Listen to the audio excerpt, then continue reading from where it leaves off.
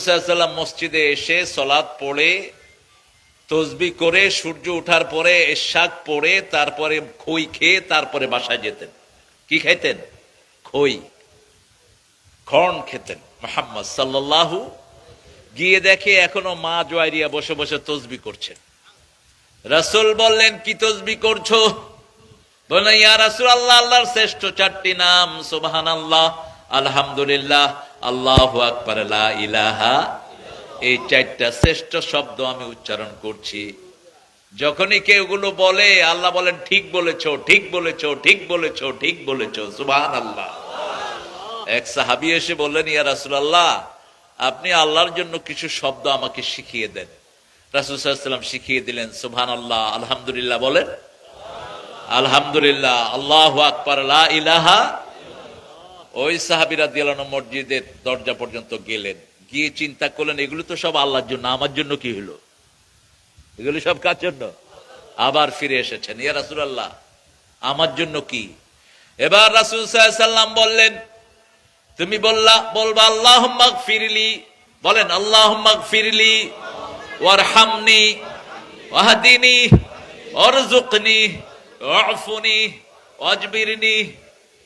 দুই রাকাতের মধ্যখানে এই দোয়াটা রাসূল শিখিয়েছেন আর বলেছেন, এই দোয়াটা যে পড়বে দুনিয়া আখিরাতের শ্রেষ্ঠ সম্পদ আল্লাহ তাকে দান করে দিবে। আল্লাহুম্মা গফিরলি, আপনি যখন সুবহানাল্লাহ আলহামদুলিল্লাহ বলবেন আল্লাহুম্মা গফিরলি, হে আল্লাহ আমাকে মাফ করে দেন, আল্লাহ বলেন আমি তোরে মাফ করে দিলাম। ওয়ারহামনি, আমাকে রহম করেন, আল্লাহ বলেন তোমাকে সব রহমত দান করে দিলাম। ওয়ারযুকনি, আল্লাহ বলেন সব রিজিক তোমাকে দান করে দিলাম। ওয়াহদিনি, আমাকে হেদায়েত দেন, আল্লাহ বলেন আমি তোমাকে হেদায়েত দিয়ে দিলাম। ওয়াজবিরনি, আমাকে সব রকমের বিপদ থেকে উদ্ধার করেন, আল্লাহ বলেন উদ্ধার করে দিলাম। পড়বেন তো দুই সিজদার মধ্যখানে, এমনিও পড়তে পারেন। একটা সুন্দর আয়োজন আজকে আপনারা এখানে করেছেন, কিন্তু রাত খুব বেশি করে ফেলেছেন। এটা সুন্নতের খেলাফ হয়ে গেছে সময়টি। রাসূল সাল্লাল্লাহু আলাইহি ওয়াসাল্লাম এশার পরে কখনো কথা বলতেন না। কানা ইয়াকরাহুন নাওম ক্বাবলা ইশা ওয়াল হাদিস বা'দা, এশার নামাজের আগে ঘুম অপছন্দ করতেন রাহমাতাল লিল। এখন মেডিকেল সায়েন্স বলছে যারা এশার আগে ঘুমায় এদের হায়াত কমে যায়, এদের রুচি নষ্ট হয়ে যায়, এদের লিভারে অসুস্থতা দেখা দেয়। রাসূল সাল্লাল্লাহু আলাইহি ওয়াসাল্লামের থেকে দুনিয়া বিজ্ঞান শিখেছে। কি শিখেছে? বিজ্ঞান শিখেছে। রাসূল বলছেন কখনো দাঁড়িয়ে পানি খাবা না। আজকে ভারতের সবচেয়ে বড় হার্ট স্পেশালিস্ট, কি নাম? দেবী শেঠি, এই বেটা এখন ইন্টারনেটে বলছে কখনো তোমরা দাঁড়ানো অবস্থায় পানি খাবা না। সব ডাক্তাররা বলছে। লোকেরা জিজ্ঞেস করলো কেন? বলছে দাঁড়িয়ে পানি খেলে প্রথম লিভারে ধাক্কা লাগে, পানিটা সরাসরি গিয়ে লিভারে ধাক্কা দেয়, তারপরে কিডনিতে ধাক্কা দেয়, হার্টে ধাক্কা দেয়, এগুলো দুর্বল হতে থাকে। আর যখন কেউ বসে পানি খায় তার কিডনি, হার্ট এবং লিভার সব সতেজ হয়ে যায়। এই জন্য রাসূল সাল্লাল্লাহু আলাইহি ওয়াসাল্লাম যখনই কিছু খেতেন কিভাবে খেতেন? বসে খেতেন। আর আমাদের দুনিয়াতে দেখবেন 5 স্টার হোটেলগুলোতে বুফে খাওয়ায়, বুফে সব দাঁড়িয়ে খায়। কি করে খায়? এটা অত্যন্ত অস্বাস্থ্যকর। সুন্নত আছে যেখানে আমরা আছি সেখানে। আপনারা এশার পরে কথা শোনা বলা দুটি রাসূল অপছন্দ করতেন। আমি আপনাদের কমিটিকে আসামি বানাবো কিয়ামত। আমি বলেছিলাম যে 10টার মধ্যে শেষ করবা মাহফিল, তাহলে বরকত আরো বেশি হতো। দিনের মাহফিল গুলো করি, অনেক বরকত হয়। বীর মুক্তিযোদ্ধা আব্দুল হাকিম ইসলামিক কমপ্লেক্স, আব্দুল হাকিম কে?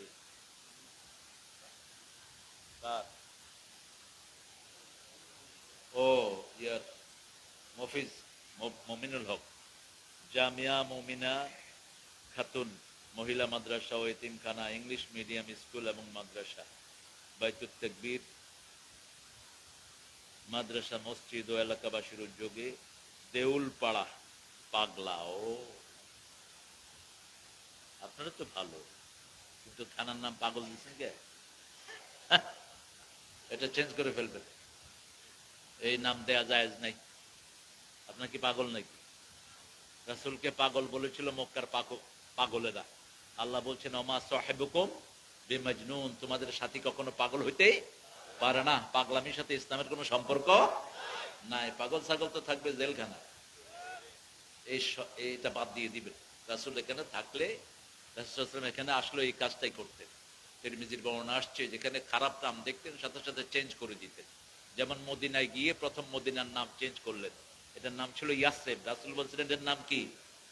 এটার নাম মদিনা। কি নাম? মন আমার কাঁদে রে, প্রাণ আমার কাঁদে রে, যেতে সোনার। মদিনার নাম চেঞ্জ করে দিলেন। এখন মদিনা, হিন্দুরাও মদিনা মদিনা করে, ওরা মদিনায় যেতে চায়। হৃদয়েতে কাবা, নয়নে মদিনা, ছেড়ে দে নৌকা মাঝি যাব মদিনা। মদিনা তো আমাদের জায়গা, তোমরা সেখানে যেতে হলে কালেমা পড়ে যেতে হবে, ঠিক কিনা? কালেমা পড়া ছাড়া মদিনার নবী তোমাদেরকে গ্রহণ করবে না। মক্কা মদিনা যারা কালেমা পড়বে না, এদের জন্য নিষেধ। এদের জন্য কি নিষেধ? এদের জন্য ওটা নিষিদ্ধ জায়গা, ওরা ঢুকতে পারবে না সেখানে। কেউ যদি অন্যায় ভাবে ঢুকেও, তাকে ধরায়া দেন কে? বেশ কিছু হিন্দু নিজের নাম চেঞ্জ করে আরো বেশ কিছু বছর আগে মক্কা শরীফে গেছে নাম বদলায়। তো নামাজের সময় সব কোন দিকে যায়? আজান হলে সবাই কোন দিকে যায়? মসজিদের দিকে। আর পুলিশও ধাওয়াইতে থাকে, কিন্তু এগুলো আর মসজিদে যায় না। এখন পুলিশ দেখছে যে এগুলোকে ঘোরাঘুরি করতেছে, যায় না কেন? পুলিশ বলছে, হাই এমশিলাল মসজিদ, মসজিদে যা। মসজিদে যাচ্ছে, পুলিশ বলছে উজু করছ? কয় না, এদিকে উজু কর। উজু করতে বসাইছে, আমরা কুলি করে পানি কি করি, এরা খায় লাগতেছিলাম। কারণ যে জীবনে উজু করে না, হে কি করবে? খেয়ে ফেলতেছে। এবার ছয়টারে ধরলো, আরো অনেকগুলো ছিল, ধরে নিয়ে মেডিকেল চেক করে দেখে যে একটা মুসলমান। ওই জায়গাটা আল্লাহ ওটাকে নিষেধ করেছেন, মসজিদে হারামকে আল্লাহ নিষেধ করেছেন, সমস্ত কাফেরদের জন্য এটাকে নিষিদ্ধ করে দেওয়া হয়েছে। এখনই চা দিলা কেন? চা সবাইকে দাও, ধরো। চা খাওয়ার কিছু হুজুর আছে আলাদা, এসে শুধু চা খায়। রাসূল খেতেন না, মানুষের সামনে এরকম খেতেন না রাসূল। আরেকজনকে দিয়ে বাতাস করে, এগুলো নিষেধ। আরেকজনকে দিয়ে শরীর টিপা হারাম। এগুলো কি হারাম, খবরদার এগুলো করবেন না। আপনি খেদমত করবেন, খেদমত নিবেন না, খেদমত নিবেন না। সিরাত প্রতিযোগিতা 13তম তাফসীরুল কোরআন মাহফিল, আজকে সভাপতি হাফেজ মাওলানা জামাল আহমদ আনোয়ারি। আপনি কই আসেন কেন? তো সভাপতি দিছো কেন? সভাপতি সবাই থাকবে, এটা যেন ঠিক হয়, সামনে থেকে যেন এটা খেয়াল থাকে। উদ্বোধনী বয়ান শেখ আহমদ হাসান হাফিজুল্লাহ। এই কথা বলছো যে এখন তুমি হাফিজুল্লাহকে, আহমদ হাসানকে চলে গেছে তোমার ভাই নাকি?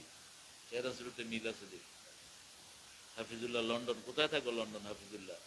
প্রধান অতিথি, আমরা ছোটবেলায় যার ওয়াজ শুনতাম, বিশ্ববিখ্যাত কারি, আমার অত্যন্ত শ্রদ্ধাভাজন ব্যক্তিত্ব। আমি খুব পছন্দ করি ওনাকে পার্সোনালি, ওনার কেরাতের জন্য। আমাদের প্রিয় হাবিবুল্লাহ বেলালি হাফিজাহুল্লাহ, আল্লাহ তার হায়াতকে দারাজ করে দেন, আল্লাহ তার কোরআনের খেদমতকে কবুল করুন। কারি ওবায়দুল্লাহ ছিলেন বাংলাদেশের সব কারীদের আইকন, শ্রেষ্ঠ কারি। তার পরেই হলেন হাবিবুল্লাহ বেলালি হাফিজাহুল্লাহ। ওবায়দুল্লাহ কারি সাহেবের কবরকে আল্লাহ জান্নাতের নূর দিয়ে ভরে দিক। উনি প্রথম এই কেরাতকে বাংলাদেশে জনপ্রিয় করেন। তারপরে আমাদের এই প্রিয় জায়েন্ট, লেজেন্ড, অর্থাৎ আমাদের মাথার তাজ, তিনি কোরআনের দিক থেকে আল্লাহ তার হায়াতকে দারাজ করে দেন। আমার আগে কথা বলেছেন আব্দুল হালিম সাহেব, খুব সম্ভব ওই যে নিজামীর, খুব ভালো বয়ান করেছেন। আমি খুব পছন্দ করেছি ওনার আলোচনা। যতক্ষণ কথা বলেছেন কোরআন আর হাদিস, বাহিরে একটা কথাও নাই। এরকম আলমদের আলোচনা শোনা উচিত। কি বলেন আপনারা? আল্লাহ তার হায়াতকে দারাজ করে দিন, তার ইলমি গভীরতাকে আল্লাহ আরো বাড়িয়ে দিন। বা দলিল কথা বলেছেন। আমার আগে কথা বলেছে হেলাল উদ্দিন বেলালি, ও একটু আওয়াজ দিয়ে কথা বলে, ভালো। তো বেশি করে কোরআন বলবা। রাসূল বলেছেন খায়রুল কালামে মা কাল্লা ওয়া দাল্লা ওয়া লা ইয়াবুল্লা, শ্রেষ্ঠ কথা হলো কথা হবে কম, দলিল হবে বেশি। ওয়া লা ইয়াবুল্লা, কাউকে যেন কষ্ট দেয়া না হয়, কাউকে খোঁচা দিবা না। কোরআনের মাহফিলে কাউকে খোঁচা দিবা না। আমরা কোরআনের পক্ষেই থাকবো। আমি গত পরশুর মাহফিলে বলেছি, বিএমপি পার্লামেন্টে যাক, কোনো আপত্তি নেই, কিন্তু কোরআন দিয়ে পার্লামেন্ট চালাতে হবে। যারাই যাবে কোরআন দিয়ে চালাতে হবে।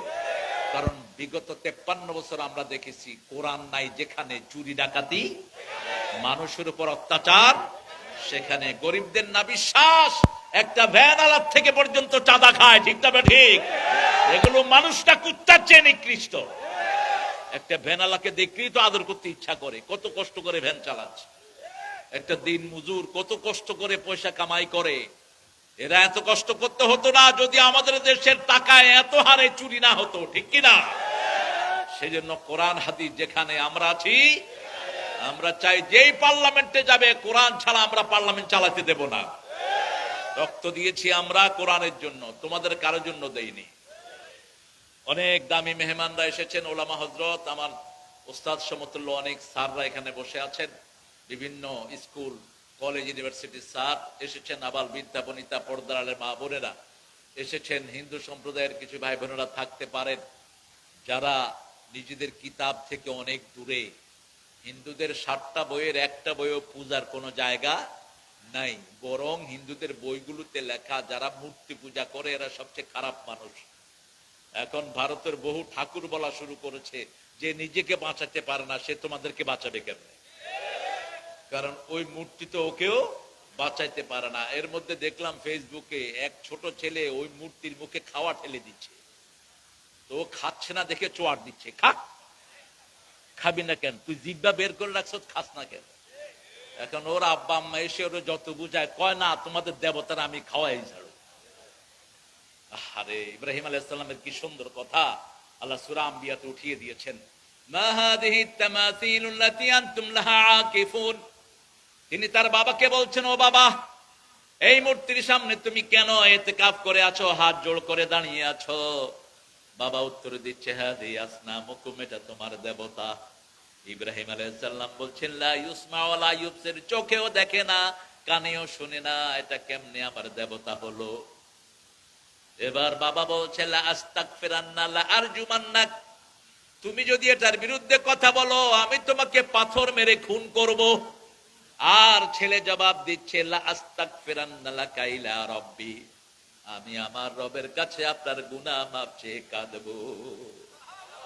বাপ বলছে হত্যা করব পাথর মেরে, আর ছেলে জবাব দিচ্ছে তোমার জন্য গুনাহ মাফ চেয়ে কাঁদবো। শিক্ষা কি? কোন অবস্থাতে বাপের সাথে দুর্ব্যবহার করা যাবে না। বাপ যত রাগী হোক আপনি ঠান্ডা ভাষায় কথা বলবেন। কার হুকুম? আল্লাহর হুকুম। উফ বলবেন না, লা তাকুল্লাহুমা উফফা ওয়া লা তানহারহুমা আকুল্লাহুমা কাওলান কারীমা আখফিদ লাহুমা জানাহাদ যুল্লি মিনার রাহমাহ আকুর রাব্বিরহামহুমা কামা রাব্বায়ানি সগীরা। মা অথবা বাবা যদি বুড়া হয়ে যায় উফ বলো না, লা তাকুল্লাহুমা উফ। দুটি ব্যাখ্যা এটা। কয়টি? এমন জায়গায় রাখবা না যেখানে উফ বলে, অথবা তুমি তার কাছে গিয়ে কখনো উফ শব্দ বলবা না। উফ এটা যদি মরতো, আহ এটা মরে না কেন, এত বুড়া হয়েছে, এরকম কথা বলেন কিনা? আরে কি প্রান্তিক পর্যায়ে পৌঁছেছে পৃথিবী। এই বাংলাদেশে ছেলেকে জমি বন্টন করে দিয়েছে, তার পছন্দ হয়নি, বাবাকে পিটিয়ে ছেলে দুনিয়া থেকে বিদায় করে দিয়েছে। যে এলাকায় হয়েছে এলাকার চেয়ারম্যানকে বলছি, এমপি মন্ত্রীকে বলছি, তোরা বিচার করস নাই, কিয়ামতের ময়দানে তোরা প্রথম আসামি হবি। আর তার আগে আসামি হবে তোদের প্রধানমন্ত্রী, ওই বেয়াদব যারা দেশ চালায়। আজকে যে কোনো অকারেন্সের জন্য প্রথম আল্লাহ ধরবে ইউনূসকে। কাকে? ইউনূসকে। তারপরে তার আন্ডারে যারা, তাদেরকে ধরা হবে, এমনি ছাড়া হবে না। এই জন্য আমাদের কারো সামনে যদি কোনো অপরাধীকে আমরা দেখি প্রথম হাত দিয়ে তাকে শায়েস্তা করব। ঠিক না? ঠিক। এটা কার হুকুম? মান রাআ মিনকুম মুনকারান ফালিয়ুগাইয়িরহু বিয়াদিহি ফাইন লাম ইস্তাতি' ফাবিলিসানিহি ফাইন লাম ইস্তাতি' ফাবিকলবিহি ওয়াযালিকা আদআফুল ঈমান লা ইয়াবকাল ঈমানু বা'দা যালিকা মিসলা হাব্বাতা খারদাল। আল্লাহর হাবিব সাল্লাল্লাহু আলাইহি ওয়াসাল্লাম মুসলিম শরীফের বর্ণনায় বললেন, তোমাদের মধ্যে কেউ যদি ইসলাম বিরোধী কোনো কাজ দেখে আগে হাত দিয়ে ওটাকে শেষ করে দাও। যদি সেটা না পারো মুখ দিয়ে তার প্রতিবাদ করো, সেটা না পারলে অন্তর দিয়ে তাকে ঘৃণা করো, অন্তর দিয়ে তুমি তার বিরুদ্ধে একটা সমাজ সৃষ্টি করো। এটা হলো ঈমানের সবচেয়ে দুর্বলতম পর্যায়ে। এটা হলো প্যারালাইজড ঈমান। এটা কি ঈমান? একটা লোক প্যারালাইজ হওয়ার পরে মরা ছাড়া আর কিছু বাকি থাকে না। ঠিক না ঠিক? এরপরে আর কোন ঈমান বাকি থাকে না। সাইয়েদনা সাদ রাদিয়াল্লাহু আনহু থেকে হাদিসটি বর্ণিত। সাদ বলছেন রাদিয়াল্লাহু আনহু, আমি একটা তলোয়ার নিয়ে যুদ্ধ করলাম। কি করলেন? যুদ্ধ করলেন। যুদ্ধ করার পরে রাসূল সাল্লাল্লাহু আলাইহি ওয়াসাল্লামকে বললেন, ইয়া রাসূলুল্লাহ, এই তলোয়ারটা আপনি আমাকে দিয়ে দেন, আপনি আমাকে দিয়ে দেন। রাসূল সাল্লাল্লাহু আলাইহি ওয়াসাল্লাম বললেন, দেখো তলোয়ার তোমারও না আমারও না, তলোয়ার তোমারও না আমারও না, তো আমি দিব কেমনে? কিছুক্ষণ পরে পিছন থেকে আওয়াজ হলো। সাহাবী রাদিয়াল্লাহু আনহু বললেন, ইয়া রাসূলুল্লাহ, আওয়াজ শুনতেছি, মনে হয় কোরআনের আয়াত নাজিল হয়েছে। রাসূল বললেন, হ্যাঁ, আল্লাহ রাব্বুল আলামিন নাজিল করেছেন, ইয়াসআলুনাকা আনিল আনফাল কুলিল আনফালু লিল্লাহি ওয়ার রাসূল। যুদ্ধ করে যেই সম্পদটা অর্জন হয় এটার নাম হলো আনফাল। এটার নাম কি? আনফাল। আনফালের দুটি অর্থ। কয়টি? কোরআনের অধিকাংশ শব্দের ডাবল অর্থ, অনেকগুলোর আরো বেশি অর্থ। কোরআন হলো মাসনা, মাসনা জোড়া। কোরআন কি? জোড়া। রাসূল সবসময় জোড়া মিলিয়ে পড়তেন। যেমন কুলিয়া ইউহাল কাফিরুন পড়লে পড়তেন কুল হুয়াল্লাহু আহাদ। সূরা দুহা পড়লে পড়তেন আলাম নাশরাহ লাকা সাদরাক। সূরা মুলক পড়লে পড়তেন সূরা সিজদা। সূরা রহমান পড়লে পড়তেন সূরা ওয়াকিয়া। সূরা বাকারা পড়লে পড়তেন সূরা আল ইমরান। আর বলতেন, যদি এই দুইটা সূরা কেউ একসাথে পড়ে, কিয়ামতের ময়দানে পাখির ঝাঁকের মতো আকাশে মেঘ হয়ে এই দুইটা সূরা ওই লোকটাকে ছায়াদান করে দিবে। এখানে দুটি অর্থ আনফালের। একটি হলো নফল, আমরা নফল নামাজ পড়ি, ঠিক না ঠিক? রাসূল বলছেন বুখারীর বর্ণনা, যে নফল পড়ে বেশি করে, নফল পড়তে পড়তে তার হাত আল্লাহর হাত হয়ে যায়। এই হাত যখন সে উঠায়, আল্লাহ হাত আর ফেরত দেয় না। চার চোখ আল্লাহর চোখ হয়ে যায়, তার মুখ যেন আল্লাহর মুখ হয়ে যায়, মুখে যা বলে সেটাই হয়ে যায়। সেটা কার্যকর করে দেন কে? যেমন একজন আলেম বলেছিলেন, আমরা আছি গাছের গোড়ায়, তোমরা আছো আগায়। আমরা মৌলবাদী, তোমরা আগাবাদী। বেশি তেড়িবেড়ি করবা, গোড়া ধরে ধাক্কা দেবো, মামু বাড়ি দিল্লি গিয়া পড়বা। বলছেন না একজন আলেম? কি নাম? আবার তিনি বলছেন, আমাকে যদি মেরে ফেলা হয়, খুন করা হয়, জেনে রাখো বাংলার মানুষেরা, 1 বছর আল্লাহ তোমাদেরকে দুনিয়াতে থাকতে দিবে না, তার আগেই তোমাদেরকে নিশ্চিহ্ন করে দেয়া হবে। হয়েছে কিনা? 15ই আগস্ট ওনাকে ইনজেকশন দিয়ে দুনিয়া থেকে বিদায় করা হলো, আর 5ই আগস্ট এরা বিদায়। কোথায় গেছে? কোথায়? আমি খবর নিয়েছি রাস্তাটা কেন হয়নি। এই এলাকার লোকজন বিএনপি ডাইনপন্থী, এই জন্য এই রাস্তাটা হয়নি। এই যে রাস্তা যেটা আসছি আমি, আসতে কয়েকবার সূরা ইখলাস পড়তে হয়েছে আমাকে। কোন দিকে পড়ে, ড্রাইভারে কয় স্যার খাদে গিয়ে পড়ে কিনা, নাহলে কোরআনের আকর্ষণ যা আল্লাহ হেফাজত করে দিবে। সাহাবী রাদিয়াল্লাহু আনহুকে রাসূল বললেন, তুমি যে সমাধান চেয়েছো, সাহাবীর নাম কি বলেছি? সাদ। কি বলেছি? তুমি যে চেয়েছো তলোয়ারটা নিতে, আল্লাহ আমাকে এখন অথরিটি দিয়ে দিয়েছেন। আল্লাহ বলছেন, এই আনফাল যেটা যুদ্ধে আমরা লব্ধ করেছি, পেয়েছি, এই আনফাল আল্লাহর জন্য আর আমি রাসূলের জন্য। এটার মালিক দুইজন, একজন আল্লাহ, আরেকজন কে? রাসূল। যাও তুমি তলোয়ারটা নিয়ে যাও। সুবহানাল্লাহ বলতে ইচ্ছা করে না? এজন্য আপনি কোন জিনিস দেওয়ার আগে নিজে মালিকানা নিয়ে চিন্তা করবেন। এখন আমাদের দেশে যারা ক্ষমতায় গিয়েছে, তারা ওখানে হাসিনা ওখানে একজনের জমি দেয়, ওখানে আরেকজনের জমি দেয়, ঠিক না ঠিক? তুমি কার জমি কারে দিচ্ছ? কার জমি কাকে দিচ্ছ? মালিকানা আছে তোমার? রাসূল সাল্লাল্লাহু আলাইহি ওয়াসাল্লাম পর্যন্ত মালিকানার আসার আগ পর্যন্ত সাহাবীকে ধরতে দেয়নি। সুবহানাল্লাহ। আল্লাহ বলছেন, আনফালের দ্বিতীয় অর্থ হলো যুদ্ধ করার পরে যেই সম্পদ অর্জন হয় সেটার নাম কি? আনফাল। আর যুদ্ধ ছাড়া যে সম্পদ অর্জন হয় সেটার নাম কি? ফায়। কি নাম? ফায়, মালে ফায়। গনিমত বলা হয় যুদ্ধ করার পরে যেটা পাওয়া যায়। সূরা আনফাল আমরা নফল পড়বো তো। রাসূল সাল্লাল্লাহু আলাইহি ওয়াসাল্লাম দৈনিক কত রাকাত নফল পড়তেন বলেন? কত রাকাত নফল পড়তেন? চিন্তাও করেননি কখন। আমি চিন্তা করে হয়রান হয়ে গেলাম। দৈনিক 53 রাকাত নফল পড়তেন মুহাম্মদ আরো আস্তে কোন সুবহানাল্লাহ।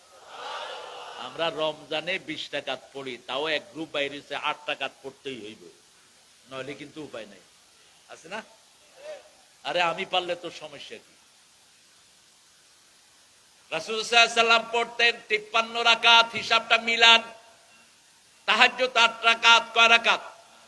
ভিতরের নামাজ নরমালি পড়তেন 3 রাকাত, কখনো পড়তেন 5 রাকাত, কখনো 7 রাকাত, কখনো 9 রাকাত, কখনো 11 রাকাত ভিতর, কিন্তু অধিকাংশ সময় পড়তেন 3 রাকাত, কখনো আবার 1 রাকাতও পড়তেন। মা আয়েশার বর্ণনা, ইদা খাশিয়া সুবহা ফাআউতারা বিরাকাতিন, যখন তিনি ফজরের ভয় করতেন 1 রাকাত তাহাজ্জুদ পড়ে 1 রাকাত ভিতর পড়ে সব নামাজকে বেজোড় করে দিতেন।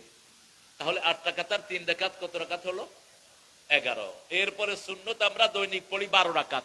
রাসূল বলছেন যে 12 রাকাত সুন্নত যে পড়বে সে আমার সাথে বেহেশতি হয়ে যাবে। আপনারা রাসূলের সাথে বেহেশতে যেতে চান তো? দেখি কারা কারা চান না, একটু মনোযোগটা টেস্ট করে দিলেন আপনারা, ভালো। আগে হাত উঠায় রাখছে, কি জানেন ভুল হয় কিনা।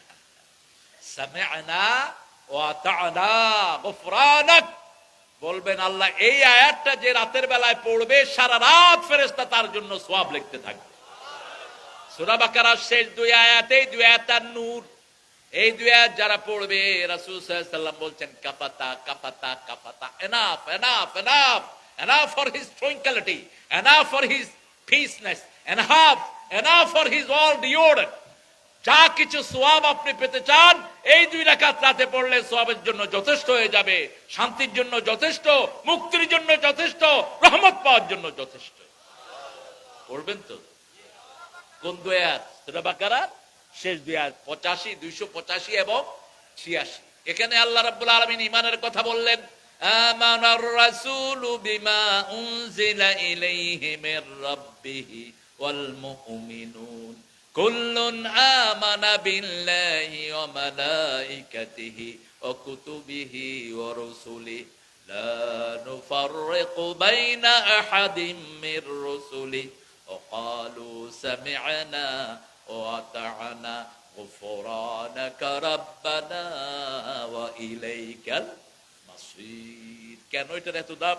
আপনি স্বীকৃতি দিচ্ছেন, সামি'না, আমরা শুনলাম। আল্লাহ বলেন আমিও কবুল করে নিলাম, ওয়াতানা, মেনে নিলাম। আল্লাহ বলেন আমিও গ্রহণ করে নিলাম। এরপরে আমরা যখন বলি গুফরানাকা, আল্লাহ ক্ষমা চাই, আল্লাহ বলেন আমিও তোমাদের জীবনের গুনাহগুলো ক্ষমা করে নিলাম। আপনি রাতের শোয়ার সময় যখন এই ওয়াদা করবেন আপনাকে মুমিন হিসাবে কবুল করে নেবেন কে?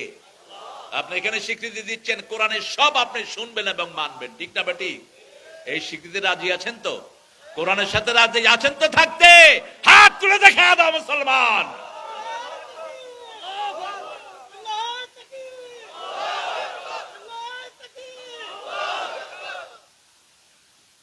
ইয়াসআলুনাকা আনিল আনফাল, আপনাকে জিজ্ঞেস করা হচ্ছে নফল সম্পর্কে, ফায় সম্পর্কে, আনফাল সম্পর্কে। কুলিল আনফালু লিল্লাহি ওয়ার রাসূল ফাত্তাকুল্লাহ ওয়া আসলিহু যাতা বাইনিকুম।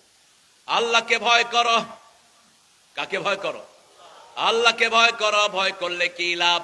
ভয় করলে 3টা লাভ। কয়টা? 3টা। প্রথম লাভ হলো জান্নাতি হয়ে যাবেন। দ্বিতীয় লাভ হলো গুনাহ মাফ করে দিবেন কে? তৃতীয় লাভ হলো রিজিক দান করবেন কে? সূরা তালাকের 2 নম্বর আয়াত আল্লাহ বলছেন, আমাইয়াত্তাকিল্লাহা ইয়াজআল লাহু মাখরাজা ওয়া ইয়ারযুকহু মিন হাইসু লা ইয়াহতাসিব। আল্লাহকে যে ভয় করে আল্লাহ তার জন্য অসংখ্য রিজিকের রাস্তা খুলে দেয়, এমন জায়গা থেকে রিজিক দেয় যেখান থেকে সে কখনো চিন্তাও করতে পারে নাই। যেমন রমজানে আমরা কাকে ভয় করি বেশি? এই জন্য রমজানে খাওয়া বেশি না কম? রমজানে সকল মানুষের খাওয়া আছে না নাই? কত খাওয়া! ইফতারিতে এক খাওয়া, সেহরিতে এক খাওয়া, এরপরে কত সুন্দর সুন্দর খাওয়া আমরা খাই। সারা মাস যদি এরকম নামাজ পড়তে পারতাম, সারা মাস খাওয়াতেন কে? তাহলে 12 রাকাত আর 11 রাকাত কত হলো? কথা বলা যাবে না আপু? হ্যাঁ, আপনি তো ভালো মানুষ, সুন্দর মানুষ। 23 রাকাত। রাসূল সাল্লাল্লাহু আলাইহি ওয়াসাল্লাম 12 রাকাতের জায়গায় পড়তেন 16 রাকাত। রাসূল বলতেন যে আসরের 4 রাকাত সুন্নত পড়ে জাহান্নাম তাকে কখনো স্পর্শ করবে না। মান সাল্লা আরবাআন ক্বাবলাল আসর লা ইউলিজান নার, আসরের আগে যে 4 রাকাত পড়বে জাহান্নাম তাকে স্পর্শ করবে না। পড়বেন তো? পড়বেন তো? আল্লাহ তৌফিক দান করুক। তাহলে 23 আর 4 কত হলো? 27। এশাকের নামাজ পড়তেন 4 রাকাত, কত হলো? 32, 31। এরপরে সালাতুল দুহা পড়তেন 4 রাকাত, কত হলো?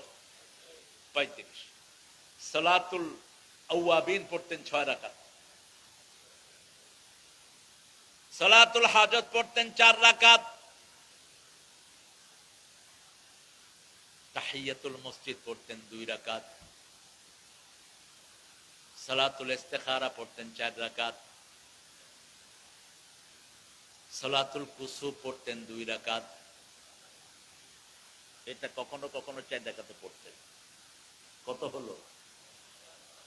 53 হলো রেগুলার, এটা বাড়তো কখনো কখনো।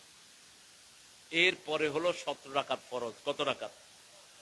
ফজরের 2 রাকাত, যোহরের 4 রাকাত, 6 রাকাত। আসরের কত হলো? 10 রাকাত। মাগরিবের 3, এশায়। এবার 53 আর 17 যোগ করেন, আপনি কয় রাকাত পড়ে কাহিল হচ্ছেন? কয় রাকাত পড়ে কাহিল হচ্ছেন? নফল যারা বেশি পড়ে তাদের সুন্নতের যত ত্রুটি সব মাফ করে দেন কে? এই জন্য নফল পড়বেন, নফল ছাড়া থাকবেন না। নফল পড়বেন, বেশি করে পড়বেন। নফল পড়লে আপনার হাত কার হাত হয়ে যাবে? আল্লাহর হাত হয়ে যাবে। আল্লাহর মুখ কার মুখ? আল্লাহ। আপনার মুখ আল্লাহ, আল্লাহর করে নিবেন। আপনি যা বলবেন কবুল করবেন কে? যেমন এই হাত দিয়ে আলী রাদিয়াল্লাহু আনহু খয়বর দুর্গের গেট নিয়ে আসছে। এইভাবে টান দিয়ে দুর্গের গেট নিয়ে আসছে। দুর্গের গেটের ওজন হলো অন্তত মিনিমাম 60 থেকে 70 মনের বেশি। যখনই দুর্গের গেট ধরে টান দিলেন, ইহুদিরা সব পালিয়ে গেল। তিনি এক হাতে দুর্গের গেট আর এক হাতে তলোয়ার। রাসূল সাল্লাল্লাহু আলাইহি ওয়াসাল্লাম শুনলেন। পরের দিন ফজর পড়ে বললেন, আলী যাও তো গেটটা নিয়ে আসো। এখন আলী একলা গিয়েছেন। গতদিন এক হাতে নিয়েছেন, আজকে 2 হাত দিয়ে চেষ্টা করছেন, কিন্তু গেট উঠে না। সব সাহাবীরা মিলে চেষ্টা করছেন, গেট উঠে না। রাসূল মুস্কি এসে দিলেন, বললেন, আলী তুমি কি তোমার শক্তিতে করেছো নাকি তোমার হাতের সাথে আল্লাহর শক্তি যোগ হয়ে গেছে? সেই আল্লাহ এখনো আছে না নাই? সেজন্য নফল আছে যেখানে আমরা আছি।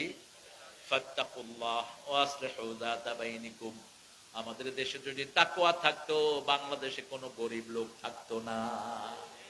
এই গফরগাঁয়ে কত সম্পদ আল্লাহ দিয়েছেন। গফরগাঁয়ে পেঁয়াজ বেশি হয় না কম? আর কি হয়?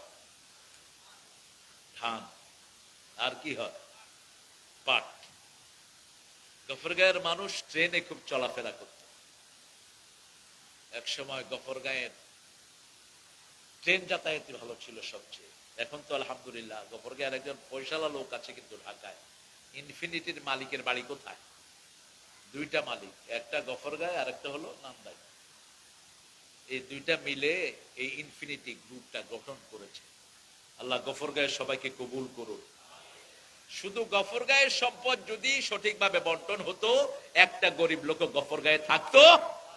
কিন্তু আমাদের দেশের নেতাগুলো অধিকাংশ কি পড়েছে? জোরে বলেন।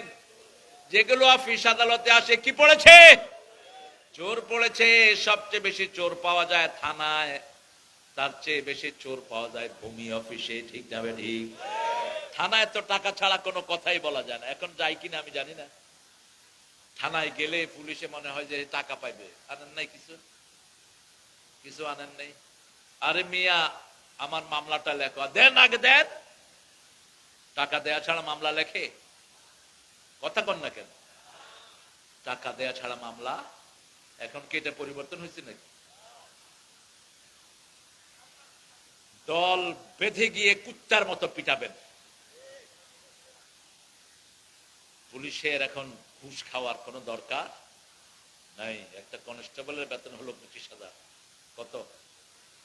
এরপরে তেল, রেশন আছে না নাই?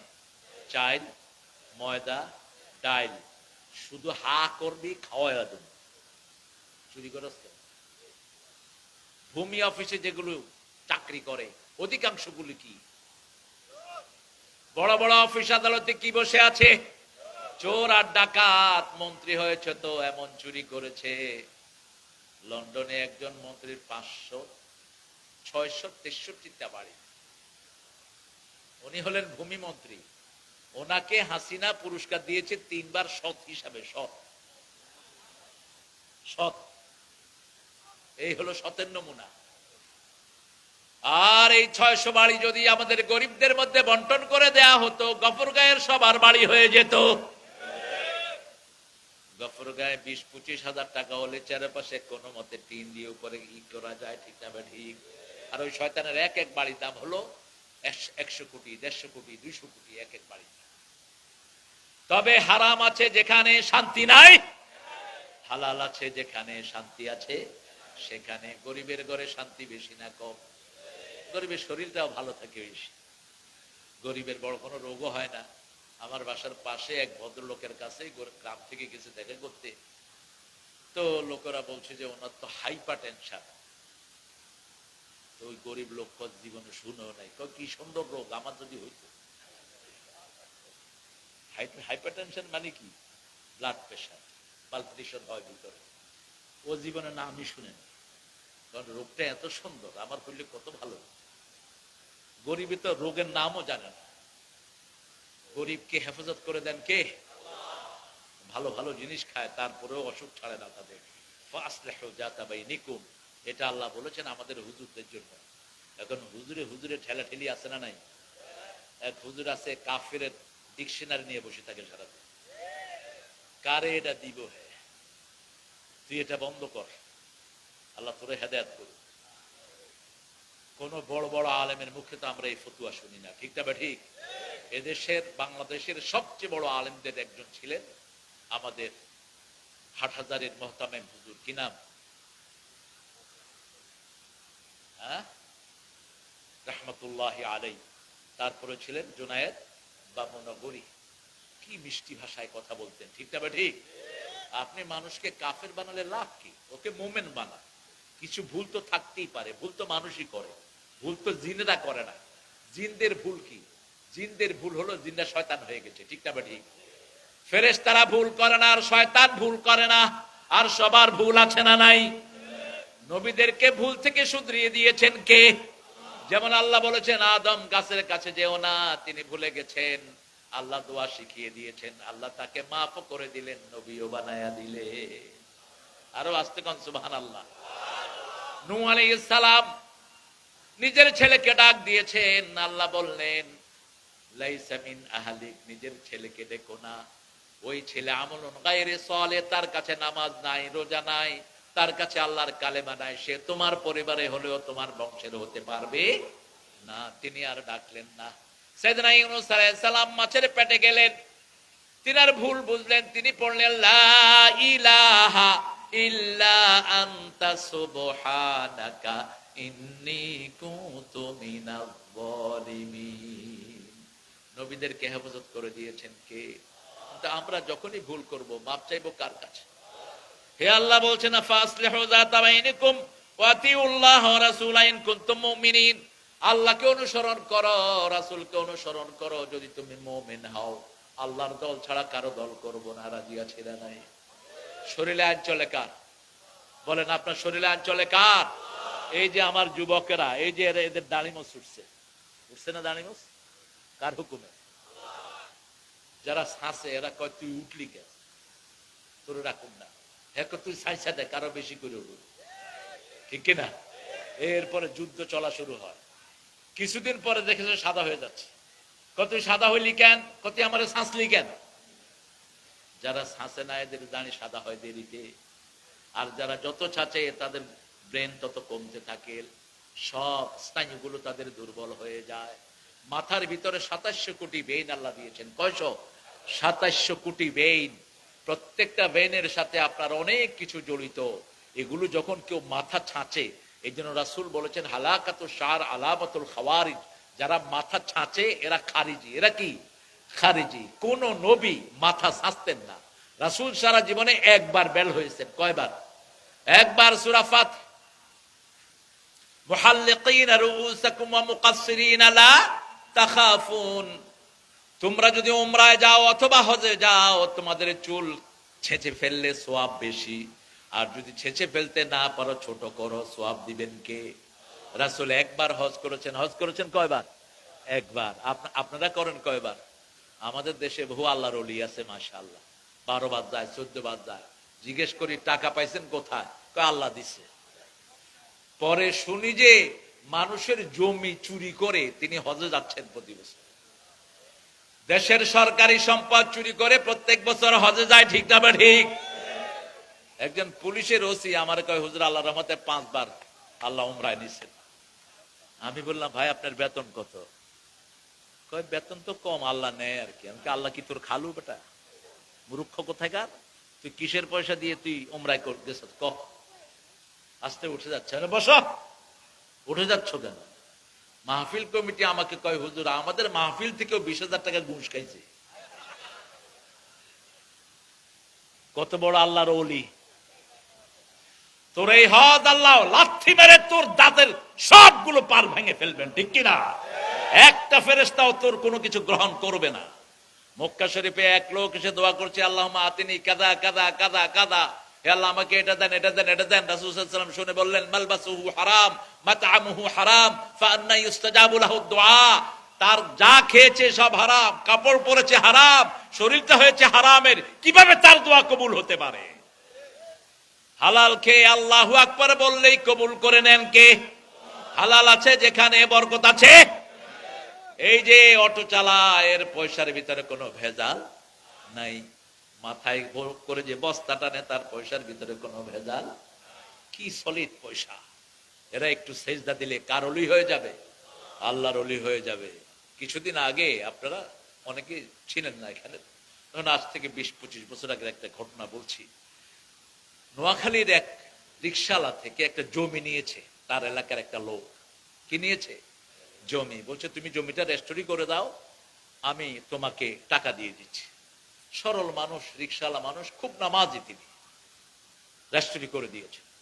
এর পরের দিন টাকা না দিয়ে ওই লোকটা গেছে ওই জমি চাষ করতে।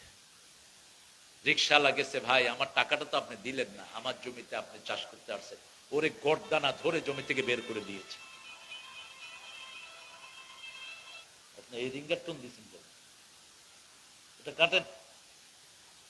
রিঙ্গার টোন একজন লোকের নেক হওয়ার দলিল প্রমাণ বহন করে। আপনি রিঙ্গার টোন আল্লাহু আকবার দেন, বিসমিল্লাহ দেন, এটা তো নামাজে শুনলে তো পোলাপানের নামাজ নষ্ট হয়ে যাবে। যখনই গলা ধাক্কা দিয়ে বের করে দিয়েছে, কোথাও যায়নি, সোজা মসজিদে। সোজা কোথায়? মসজিদে গিয়ে আল্লাহর কাছে সেজদায় পড়লেন। প্রচন্ড রোদ, দুপুরের রোদ, হঠাৎ করে আকাশ থেকে একটা বজ্রপাত হলো ওই লোকের উপর। আল্লাহ আছেন না নাই? এরপরে তাকে জানাজায় যখন নেওয়া হলো, জানাজার উপর আরেকটা হলো, যখন মাটি দিতে নেওয়া হলো আরেকটা হলো। লোকেরা সব পালিয়ে গেল। আলেমরা জিজ্ঞেস করলো কি হয়েছে? লোকেরা, তার ছেলেরা বলল এরকম একজন রিকশাওয়ালার কাছ থেকে জমি নিয়েছে, রিকশাওয়ালা খুব নামাজি, টাকা না দিয়ে তাকে গর্দানা ধরে বের করে দিয়েছে। বলছে তার কাছে মাপ চাও, নইলে বজ্রপাত হতেই থাকবে। গিয়ে দেখে সেই মসজিদে সেজদায় পড়ে আছে। সুবহানাল্লাহ বলবেন না? চাইবো কার কাছে? এক জায়গাতে চাবার। কোথায়? এক জায়গাতে। কেউ আপনাকে কষ্ট দিল, আপনার বদনামি করলো, আপনার নামে কুৎসা রটনা করলো, গীবত করলো। গীবত মানে হলো আপনি যেটা করেছেন সেটা আপনার অগোচরে বলা কি গীবত। আর যদি না করেন তাহলে মিথ্যা তহমত, ঠিক না? ঠিক। যেমন আমার একটা দোষ আছে, সে ধরেন আমার একটা দোষ আছে, এই ভাইয়ের একটা দোষ আছে, আমি ওনার অগোচরে আমি বললাম। যেমন বেলালকে একজন সাহাবী বললেন রাদিয়াল্লাহু আনহু, বেলাল তুমি কালো মায়ের সন্তান, ইবনে উম্মে সাউদা, একটা কালো মায়ের সন্তান তুমি। বেলাল গিয়ে রাসূলকে বলছেন সাল্লাল্লাহু, ইয়া রাসূলুল্লাহ ওই সাহাবী আমাকে কালো মায়ের সন্তান বলে ডেকেছে। বেলাল কি সুন্দর ছিলেন? কথা বল না কেন? সাথে সাথে রাসূল সাল্লাল্লাহু আলাইহি ওয়াসাল্লাম ওই সাহাবীকে ডাকলেন, ডেকে বললেন বেলাল, বেলালকে তুমি কি ডেকেছো? বলছি ইয়া রাসূলুল্লাহ, আমি বলেছি কালো মায়ের সন্তান। বলছে তুমি এটা বলেছো কেন? ওর মাকে কালো বলেছো, ওর হৃদয়ে কষ্ট লেগেছে। এবার সাহাবী সেজদায় গেলেন, সেজদায় গিয়ে বললেন ইয়া রাসূলুল্লাহ, ওই বেলালকে বলেন কালো পা দিয়ে আমার গর্দানায় পাড়া দিতে। যতক্ষণ আমার গর্দানে তিনি পাড়া দিবেন না, ততক্ষণ আমি গর্দান তুলব না। কিভাবে নিজেকে পরিশুদ্ধ করতেন, কিভাবে নিজেকে পরিশুদ্ধ করতেন। ওমর ফারুক মসজিদে খুতবা দিচ্ছেন, মসজিদ ভর্তি মানুষ। বলছে মদিনার মেয়েরা তোমরা মোহরানা কম নিবা। এক মহিলা উঠে বলল আল্লাহ বলেছেন কিন্তার নেয়ার জন্য, লক্ষ লক্ষ নেয়ার জন্য, আপনি কমাচ্ছেন কেন? সাথে সাথে ওমর বলছেন আখতা ওমর আসাবা ইমরা, ওমর ভুল করেছে, এই মহিলা শুদ্ধ কথা বলেছে। সুবহানাল্লাহ বলতে ইচ্ছে। ভুল যারা ধরে তওবা করে তাদের মর্যাদা বড় করে দেন কে? ওমরের মর্যাদা বড় না ছোট? কি মর্যাদা আল্লাহ দান করেছেন। রাসূল বলছেন আমার পরে নবী হলে তুমি হয়ে যেতা। 23 জায়গাতে ওমর ফারুকের সিদ্ধান্তের উপর কোরআনের আয়াত নাজিল করেছেন কে? আল্লাহ নাজিল করেছেন। ওমর একা একটা কথা বলেছেন, সব সাহাবীরা আরেকটা কথা বলেছেন। ওমরের কথার উপর আয়াত নাজিল করে দিয়েছেন কে? যেমন তিনি কাবাগরের সামনে হাঁটছেন, হঠাৎ করে থেমে গেলেন। থেমে গিয়ে বলছেন ইয়া রাসূলুল্লাহ, আমার মন চায় এই যে মাকামে ইব্রাহিম আমি 2 রাকাত নামাজ পড়ি। সাথে সাথে আল্লাহ জিবরাইল আমিনকে নাজিল করলেন ইত্তাখাযু মাকামা ইব্রাহিম মুসাল্লা, তোমরা যাও আজকে থেকে মাকামে ইব্রাহিমকে নামাজের জায়গা বানিয়ে নাও। আল্লাহ রাব্বুল আলামিন সেজন্য বলছেন আতিউল্লাহ ওয়া রাসূলাহ, আল্লাহর অনুসরণ করো, রাসূলের অনুসরণ করো যদি তোমরা মুমিন হও। কি হও? আর মুমিন কারা শুনেন, ইন্নামাল মুমিনুনাল্লাযীনা ইযা যুকিরাল্লাহ ওয়াজিলাত কুলুবুহুম ওয়া ইযা তুলিয়াত আলাইহিম আয়াতুহু যাদাতুহুম ঈমানাও ওয়া আলা রাব্বিহিম ইয়াতাওয়াক্কালুন। মুমিন কারা? ইন্নামাল মুমিনুন, তারাই মুমিন ইযা যুকিরাল্লাহ, যখন আল্লাহর জিকির করা হয় তাদের অন্তর কেঁপে ওঠে। কি কাঁপে? অন্তর কাঁপে, শরীর কাঁপবে না। শরীর কাঁপলে বুঝতে হবে আপনার অসুখ। আপনার কি অসুখ? শরীর কাঁপে তো রোগীদের, মির্গি রোগীদের কি কাঁপে? আরে কথা কর না কেন? শরীর কাঁপে। শরীর কাঁপাটা কি ভালো? কি কাঁপবে? অন্তর, অন্তর কাঁপবে। ওয়াজিলাত কুলুবুহুম ওয়া ইযা তুলিয়াত আলাইহিম আয়াতুহু, যখনই আল্লাহর আয়াত তার কাছে তেলাওয়াত করা হয় আল্লাহ তার ঈমান বাড়িয়ে দেয়। কি বাড়িয়ে দেয়? ঈমান। যেমন আমরা আয়াত শুনছি আমাদের ঈমান বেড়ে যাচ্ছে। আপনারা উঠছেন কেন? এই যে আল্লাহর ওলি কোরআন পড়ছি, উঠে যাচ্ছেন। বদদুয়া দিয়ে দিব, বাসায় 3 মাস চিতে পড়ে থাকবা। কি মনে করো সোনাবানের পুঁথি পড়তে বসি নেই? আয়াত পড়ছি, হাঁটা নিষেধ। কোরআন শরীফ শোনার কথা বলতে কোরআন শরীফে নাই। কোন সূরা? সূরা আনআম। ইযা কুরিয়াল কুরআন ফাসতামিউ লাহু ওয়া আনসিতু লাআল্লাকুম, যখন কোরআন পড়া হয় মনোযোগ দিয়ে শুনো, আত্মস্থ করো, তাহলে রহমত নাজিল করে দেব। আল্লাহ গফর গায়ের সব মানুষকে কবুল করে। এই জায়গাটার নাম কি? দেউলপাড়া। এটারে পাগল নাম দিয়েন না, পাগলা। পাগলা থানা না, এটাকে দিবেন ভালো থানা। পাগলের উল্টাটা কি? ভালো। এখানে কি পাগল না কিসব? সব ভালো, আলহামদুলিল্লাহ বলে। এর নাম এফিডেভিট করে চেঞ্জ করে দিবেন। নেক্সটে যেটা এমপি হবে ওটারে করবেন যে প্রথমটি আমাদের নাম চেঞ্জ করে। এমপিরা করতে পারে। যেমন আমার আব্বা এমপি ছিলেন, উনি লক্ষ্মীপুরের নাম চেঞ্জ করে দিতেছিলেন। লক্ষ্মীপুরের নাম, আমরা তো লক্ষ্মীর পূজারি না, আমরা আল্লাহর পূজারি। ঠিকটা বা ঠিক? আব্বা ঠিক করেছেন আজিমাবাদ। আজিম শাহ সাহেব নামে একজন আল্লাহর ওলি সেখানে এসেছেন মদিনা থেকে, প্রথম ইসলাম প্রচার করেছিলেন। তো এটা ঠিকঠাক করেছেন। আব্দুল সাত্তার সাহেব গিয়ে ঘোষণা দিবেন, আব্দুল সাত্তাকের বন্দুকের গুতা দিয়া সরাইয়া এরশাদ মিয়া প্রেসিডেন্ট হয়ে গেল। তিনি আর ঘোষণা দিতে পারলেন না। আপনি যদি কাউকে হটান, আপনাকে হটানোর জন্য আল্লাহ লোক তৈরি করে দিবেন। আপনি যদি কাউকে কষ্ট দেন, আপনাকে কষ্ট দিবেন কে? আপনি যদি কাউকে শান্তি দেন, আপনার শান্তির ব্যবস্থা করে দিবেন কে? ইন্নামাল মুমিনুন, নিশ্চয়ই তারা মুমিন। কে বলছেন? ইযা যুকিরাল্লাহ, যখন আল্লাহর জিকির হবে তাদের অন্তর কাঁপবে। আমরা বললাম জিকির কোন সময় করব? সূরা আহজাবের 41 নম্বর আয়াত। আল্লাহ বলছেন ইয়া আইয়ুহাল্লাযীনা আমানু যিকুরুল্লাহা যিকরান কাসীরা ওয়াসাব্বিহুহু বুকরাতান ওয়া আসীলা। হে মুমিনেরা, তোমরা 24 ঘন্টা আল্লাহর জিকির করো। কার জিকির? আল্লাহর জিকির। আর সকাল সন্ধ্যা তাসবিহ করো। কার? সুবহানাল্লাহ, আলহামদুলিল্লাহ, আল্লাহু আকবার, লা ইলাহা ইল্লাল্লাহ, সাব্বাহা লিল্লাহি মা ফিস সামাওয়াতি ওয়া মা ফিল, আকাশে জমিনে যা কিছু আছে তাসবিহ করে। কার? আপনার গত কয়েকদিন আগে, এখন রেগুলারই ঘোষণা হচ্ছে, আকাশে ফেরেশতাদের তাসবিহর আওয়াজ বিজ্ঞানীরা রেকর্ড করেছে। শুনছেন না? আকাশে লক্ষ কোটি ফেরেশতারা তাসবিহ করছে। কি তাসবিহ? সুবহুন কুদ্দুসুন রাব্বুনা ওয়া রাব্বুল মালাইকাতি ওয়ার রূহ। ফেরেশতাদের তাসবিহ স্যাটেলাইটে ধরে এখন রেকর্ড করে ইন্টারনেটে দিয়ে দিয়েছে। হাজার হাজার লক্ষ কোটি ফেরেশতা পড়ছে।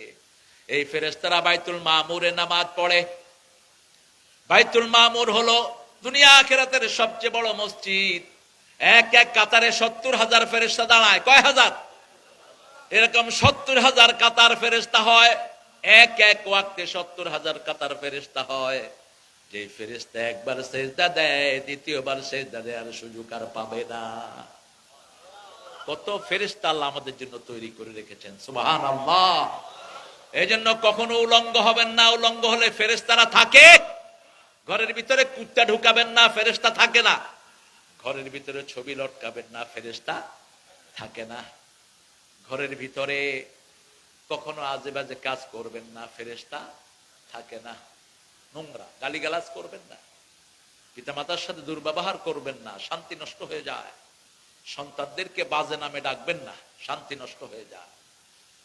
আমরা আল্লাহ জিকির করতে রাজি আছি তো? সর্বশ্রেষ্ঠ জিকির কি বলেন? এটা কোরআনের একটা আয়াতের অংশ হলো লা ইলাহা ইল্লাল্লাহ, সূরা মুহাম্মদ, ফা'লাম আন্নাহু লা ইলাহা ইল্লাল্লাহ। সর্বশ্রেষ্ঠ তেলাওয়াত হলো কোরআন। তারপরে শ্রেষ্ঠ জিকির হলো লা ইলাহা ইল্লাল্লাহ। আল্লাহ বলছেন আমার জিকির করো, আমি তোমার জিকির করব। কথা বুঝেন নেই? কি বলছেন?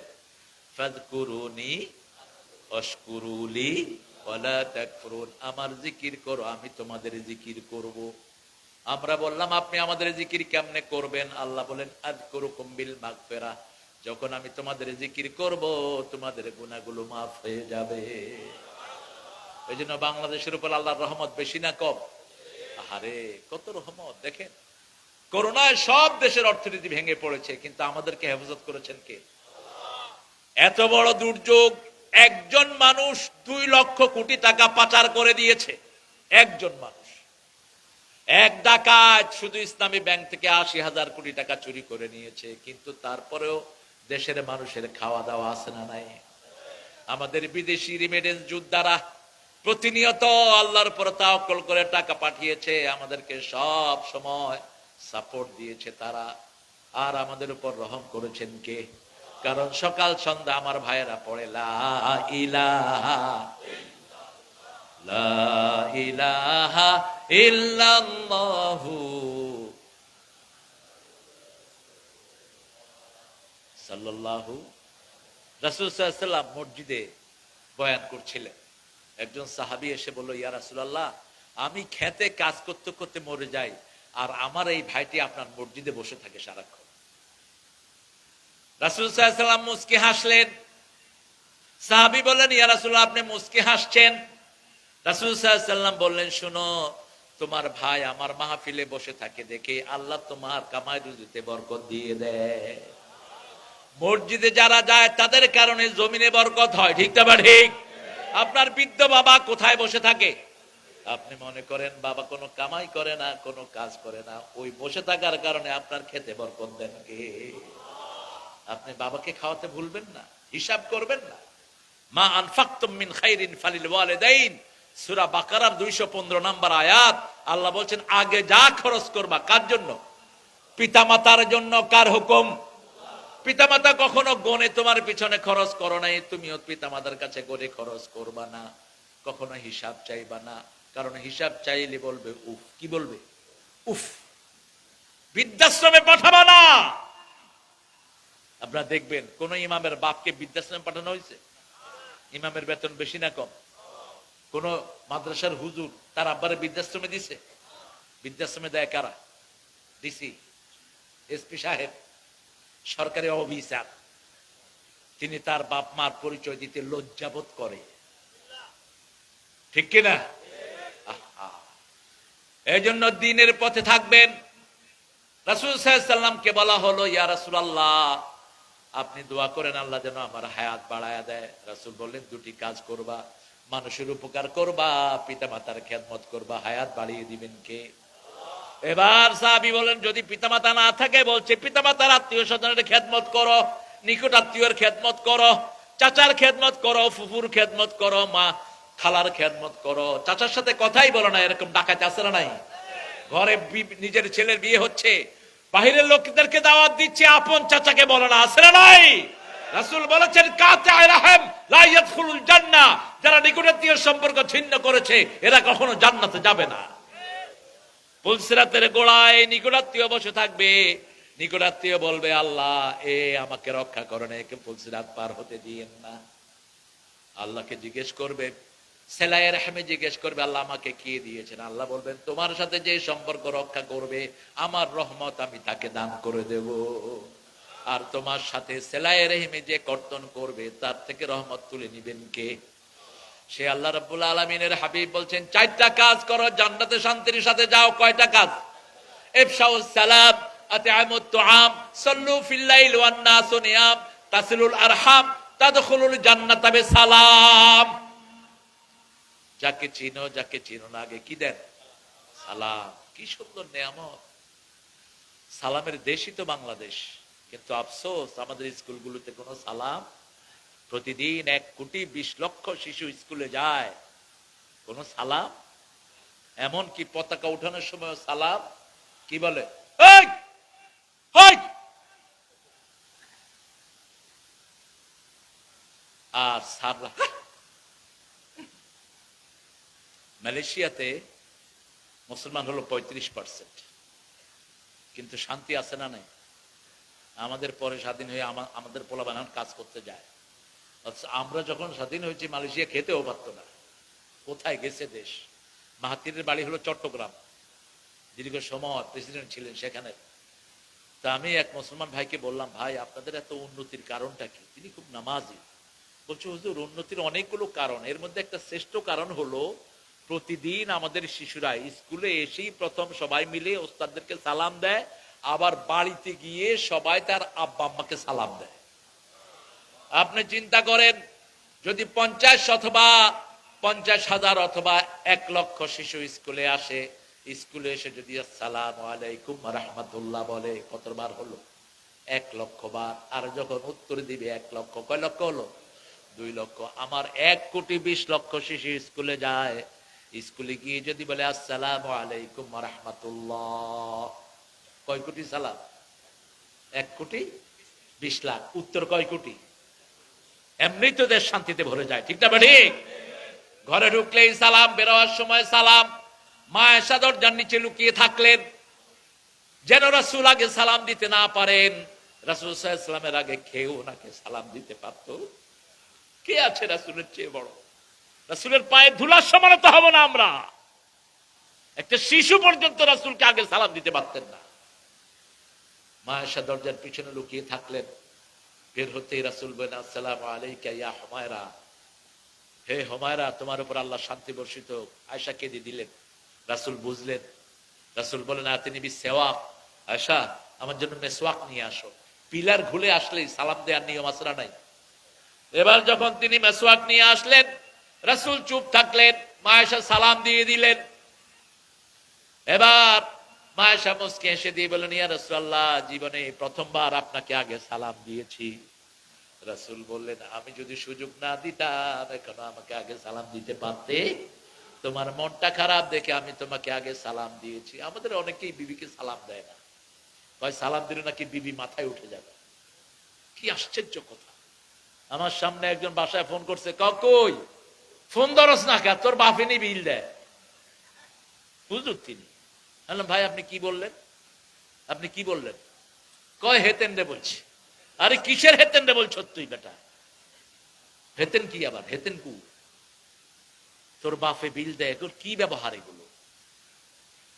বিবিদের সাথে ব্যবহার ভালো করা সুন্নত না নফল? এই জন্যই তো ব্যবহার খারাপ করে। সুন্নত মানলে সওয়াব, না মানলে ফরজ। সূরা নিসার 19 নম্বর আয়াত, কত নাম্বার মাথায় নিয়ে যান? সূরা নিসার 19, আশিরুহুন্না বিল মারুফ। পারিবারিক জীবনে সবচেয়ে সুন্দর ব্যবহার কার সাথে? বিবির সাথে। কার সাথে? বিবির সাথে। মা আয়েশাকে রাসূল হুমায়রা বলতেন লালমণি। কি মণি? লালমণি। অথবা বলতেন ইস, ছোট করে বলতেন ইস। অথবা বলতেন উম্মে আব্দুল্লাহ, আব্দুল্লাহর মা। ওনার সন্তান হয়নি, নিঃসন্তানীকে যখন কারো মা বলে ডাকেন মনটা খুশি হয় না বেজার হয়? আপনার ছেলে নাই, আপনারা যদি কোনো ছেলে আব্বা বলে আপনার কেমন লাগবে? ভালো লাগবে, ফিলিংসটা অন্যরকম হবে। এভাবে আদর করে ডাকতেন রাহমাতাল লিল। আমরাও সেটা করব, আল্লাহ তৌফিক দান করুক। জিকির করব কার? কোন সময়? বাথরুমে যাওয়ার সময় কার জিকির? আল্লাহর জিকির। বাথরুমে ঢোকার সময় কার জিকির? আর বের হয়ে কার জিকির? আর ভিতরে কার জিকির? হ্যাঁ, ভিতরে কেবলামুখী হয়ে বসবেন না, কেবলামুখী হয়ে বসবেন না, কেবলাকে পিছনে না সামনেও না, তাহলে অটোমেটিক জিকির হইতেই থাকবে। রাসূল সাল্লাল্লাহু আলাইহি ওয়াসাল্লাম বাথরুম থেকে উঠেই বলতেন গুফরানা। কি বলতেন? আপনার কাছে মাপ চাই। কারণ মাপ চাওয়ার চেয়ে বড় জিকির আর একটাও নাই। রাসূল বলছেন যারা বেশি মাপ চায় কিয়ামতের ময়দানে তাদের জন্য সুসংবাদ হয়ে যাবে। এই জন্য ইস্তেগফার পড়তেন দৈনিক কমসে কম 100 বার। কয়শো বার? মানুষের সাথে কথা বলতেন। আবু হুরায়রা বলছেন মানুষের সাথে কথার ভিতরে ভিতরে রাসূল 100 বার ইস্তেগফার পড়ে ফেলতেন। কথার ভিতরে ভিতরে 100 বার পড়ে ফেলতেন। আবার আবু হুরায়রা প্রতিদিন 12,000 বার ইস্তেগফার পড়তেন। কেন? হুসাইন রাদিয়াল্লাহু আনহুর কাছে একজন লোক আসছে, এসে বলছে হুজুর আমি অসুস্থ। বলছে তুমি ইস্তেগফার পড়ো। আরেকজন এসে বলছে আমার কামাই রুজিতে বরকত নাই। বলছে তুমি ইস্তেগফার পড়ো। আরেকজন বলছে আমি চাই আমার ছেলে মেয়েগুলি ভালো হোক, তুমি ইস্তেগফার পড়ো। এখন লোকেরা বলল হুজুর রোগী যা আসতেছে সবার জন্য একই ওষুধ দিচ্ছে, সরকারি হসপিটালের মতো। যতজন রোগী যায় সব কি সিরাপ একটাই? বলছে শোনো, আমার আল্লাহ রাব্বুল আলামিন সূরা নূহের ভিতরে বলছেন ইস্তিগফারু রাব্বাকুম ইন্নাহু কানা গাফফারা ইরসিলু আলাইকুমুস সামাআ মিদরারা। তোমরা আল্লাহর কাছে মাফ চাও, তোমাদের গুনাহগুলো মাফ করে দিবেন কে? তোমাদের জন্য রহমতের বৃষ্টি বর্ষণ করবেন কে? তোমাদের সম্পদ বাড়িয়ে দিবেন কে? তোমাদের জন্য শাকসবজি সবকিছু বরকত দিয়ে দিবেন কে? অন্য জায়গায় বলেছেন তোমাদের শক্তি বাড়িয়ে দিবেন কে? গায়ে শক্তি নাই, কি পড়বেন? আস্তাগফিরুল্লাহ রাব্বি। ছোট্ট পড়েন আস্তাগফিরুল্লাহ, আস্তাগফিরুল্লাহ বলেন, আস্তাগফিরুল্লাহ, আস্তাগফিরুল্লাহ। রাসূল সালাম ফিরিয়ে কয়বার পড়তেন? তেনার কোনো গুনাহ আছে? কোনো গুনাহ নাই। সূরা ফাতির 2 নম্বর আয়াত আল্লাহ বলছেন গুফিরা লাকা মা তাকাদ্দামা মিন যামবিকা ওয়া মা তাআখার। আগের পরের তোমার সব গুনাহ আমি মাফ করে দিয়েছি। তারপরে তিনি বলতেন যাতে উম্মতেরা পড়তে পারে আস্তাগফিরুল্লাহ, আস্তাগফিরুল্লাহ, আস্তাগফিরুল্লাহ, আস্তাগফিরুল্লাহ। যত বেশি পড়বেন তত বেশি শক্তি দান করে দিবেন কে? এইজন্য ইস্তিগফার বেশি পড়বেন। আল্লাহ রাব্বুল আলামিন বলছেন আল্লাযীনা ইউকিমুনাস সালাত, নামাজ কায়েম করবে। করবেন তো? কয় ওয়াক্ত? এখন এক ভন্ডা গ্রুপ বেরিয়েছে আহলে কোরআন। এগুলো ভন্ড, এগুলো কি ভন্ড, এগুলো আহলে কাফের। এরা হাদিস স্বীকার করে না। এরা বলে হাদিস নাই, হাদিস নাই, অথচ হাদিস ছাড়া কোরআন বুঝার কোনো উপায় নাই। যেমন আল্লাহ বলেছেন ইয়কিমুনাস সালাত, তোমরা নামাজ কায়েম করো।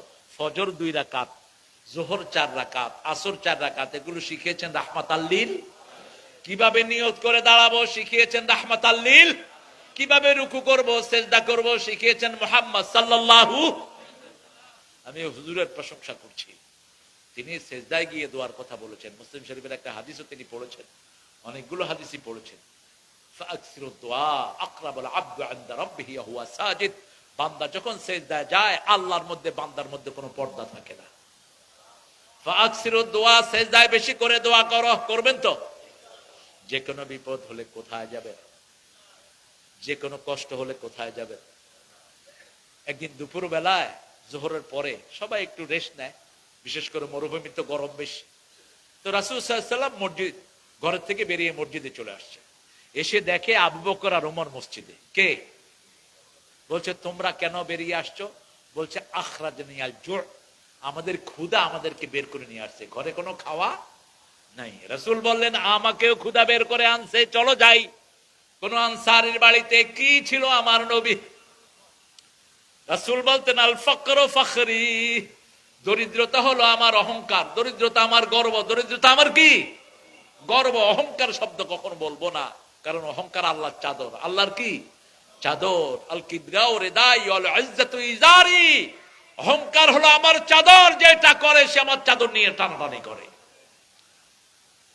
রাসূল সাল্লাল্লাহু আলাইহি ওয়াসাল্লাম এক আনসারীর বাড়ির দিকে যাচ্ছেন। আনসারী মহিলা আস্তে করে ফাঁক করে দেখেন তিনজন মেহমান ওনার বাড়ির দিকে যাচ্ছে। খুশিতে আটখান হয়ে গেছে। আল্লাহর আরশের নিচে জমিনের উপরে এর চেয়ে দামি কোনো মেহমান নাই। মহিলা কি করবে? মহিলা অস্থির হয়ে গেলেন। এসে জিজ্ঞেস করলেন, সালাম দিলেন বাহির থেকে। সালামের উত্তর আস্তে করে দিয়ে বললেন, তোমার জামাই কোথায়? রাসূল জিজ্ঞেস করলেন, বলছে তিনি বাহিরে, আপনার ভিতরে আসেন। দরজা খুলে দিয়ে পানি আর খেজুর দিল। কি দিল? এটা হলো মুসলমানদের আতিথেয়তা। মুসলমানদের ঘরে কোনো মেহমান আসলেই আগে কি দিবেন? খেজুর আর পানি, অর্থাৎ যেটা আছে আপনার কাছে। গফরগাঁয়ে সবচেয়ে বেশি কোন ফল পাওয়া যায়? আম, কাঁঠাল। আজকে আমারে কি দিছে? কলাও তো পাওয়া যায়। কলা জান্নাতের প্রথম খাওয়া হলো বড়ই, দ্বিতীয় খাওয়া কি? কলা। দ্বিতীয় খাওয়া কি? কলা। দৈনিক 2টা কলা খাবেন। এখন মেডিকেল সায়েন্স বলছে কোনো রোগ থাকবে না শরীরে, সারাদিন এনার্জি নষ্ট হবে না। কয়টা কলা? 2টা কলা। এখন মদিনায় দিল খেজুর। কি দিল? খেজুর দিল। আর যারা মুসলমান না, ইসলাম যাদের কাছে নাই, আসার পরে কয় আজকে খাবেন না, আরেকদিন কিন্তু ছাড়ুম না। আবার জিজ্ঞেস করে খায় আসছেন না যে খাবেন? একটু চা করি, চা করি। আরে শালা চা করবি জিজ্ঞেস করতে হয় নাকি? যা আছে দে। রাসূল সাল্লাল্লাহু আলাইহি ওয়াসাল্লাম এক ঘরে গেলেন, রাসূলকে লাউ দিয়ে দিলেন। রুটি। কি দিয়ে? রাসূল বলছেন গোস্তের ঘ্রাণ পাচ্ছি, লাউ দিলা কেন?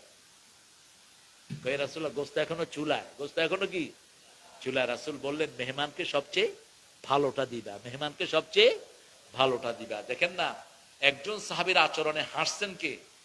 আল্লাহ হাসছেন আরশে। সুবহানাল্লাহ কইলেন না? একজন মেহমান রাসূল পাঠিয়েছেন। কে পাঠিয়েছেন? রাসূল। এখন খাওয়া আছে একজনের। খাওয়া কয়জনের? একজনের। এখন ছেলেটাও উপোস।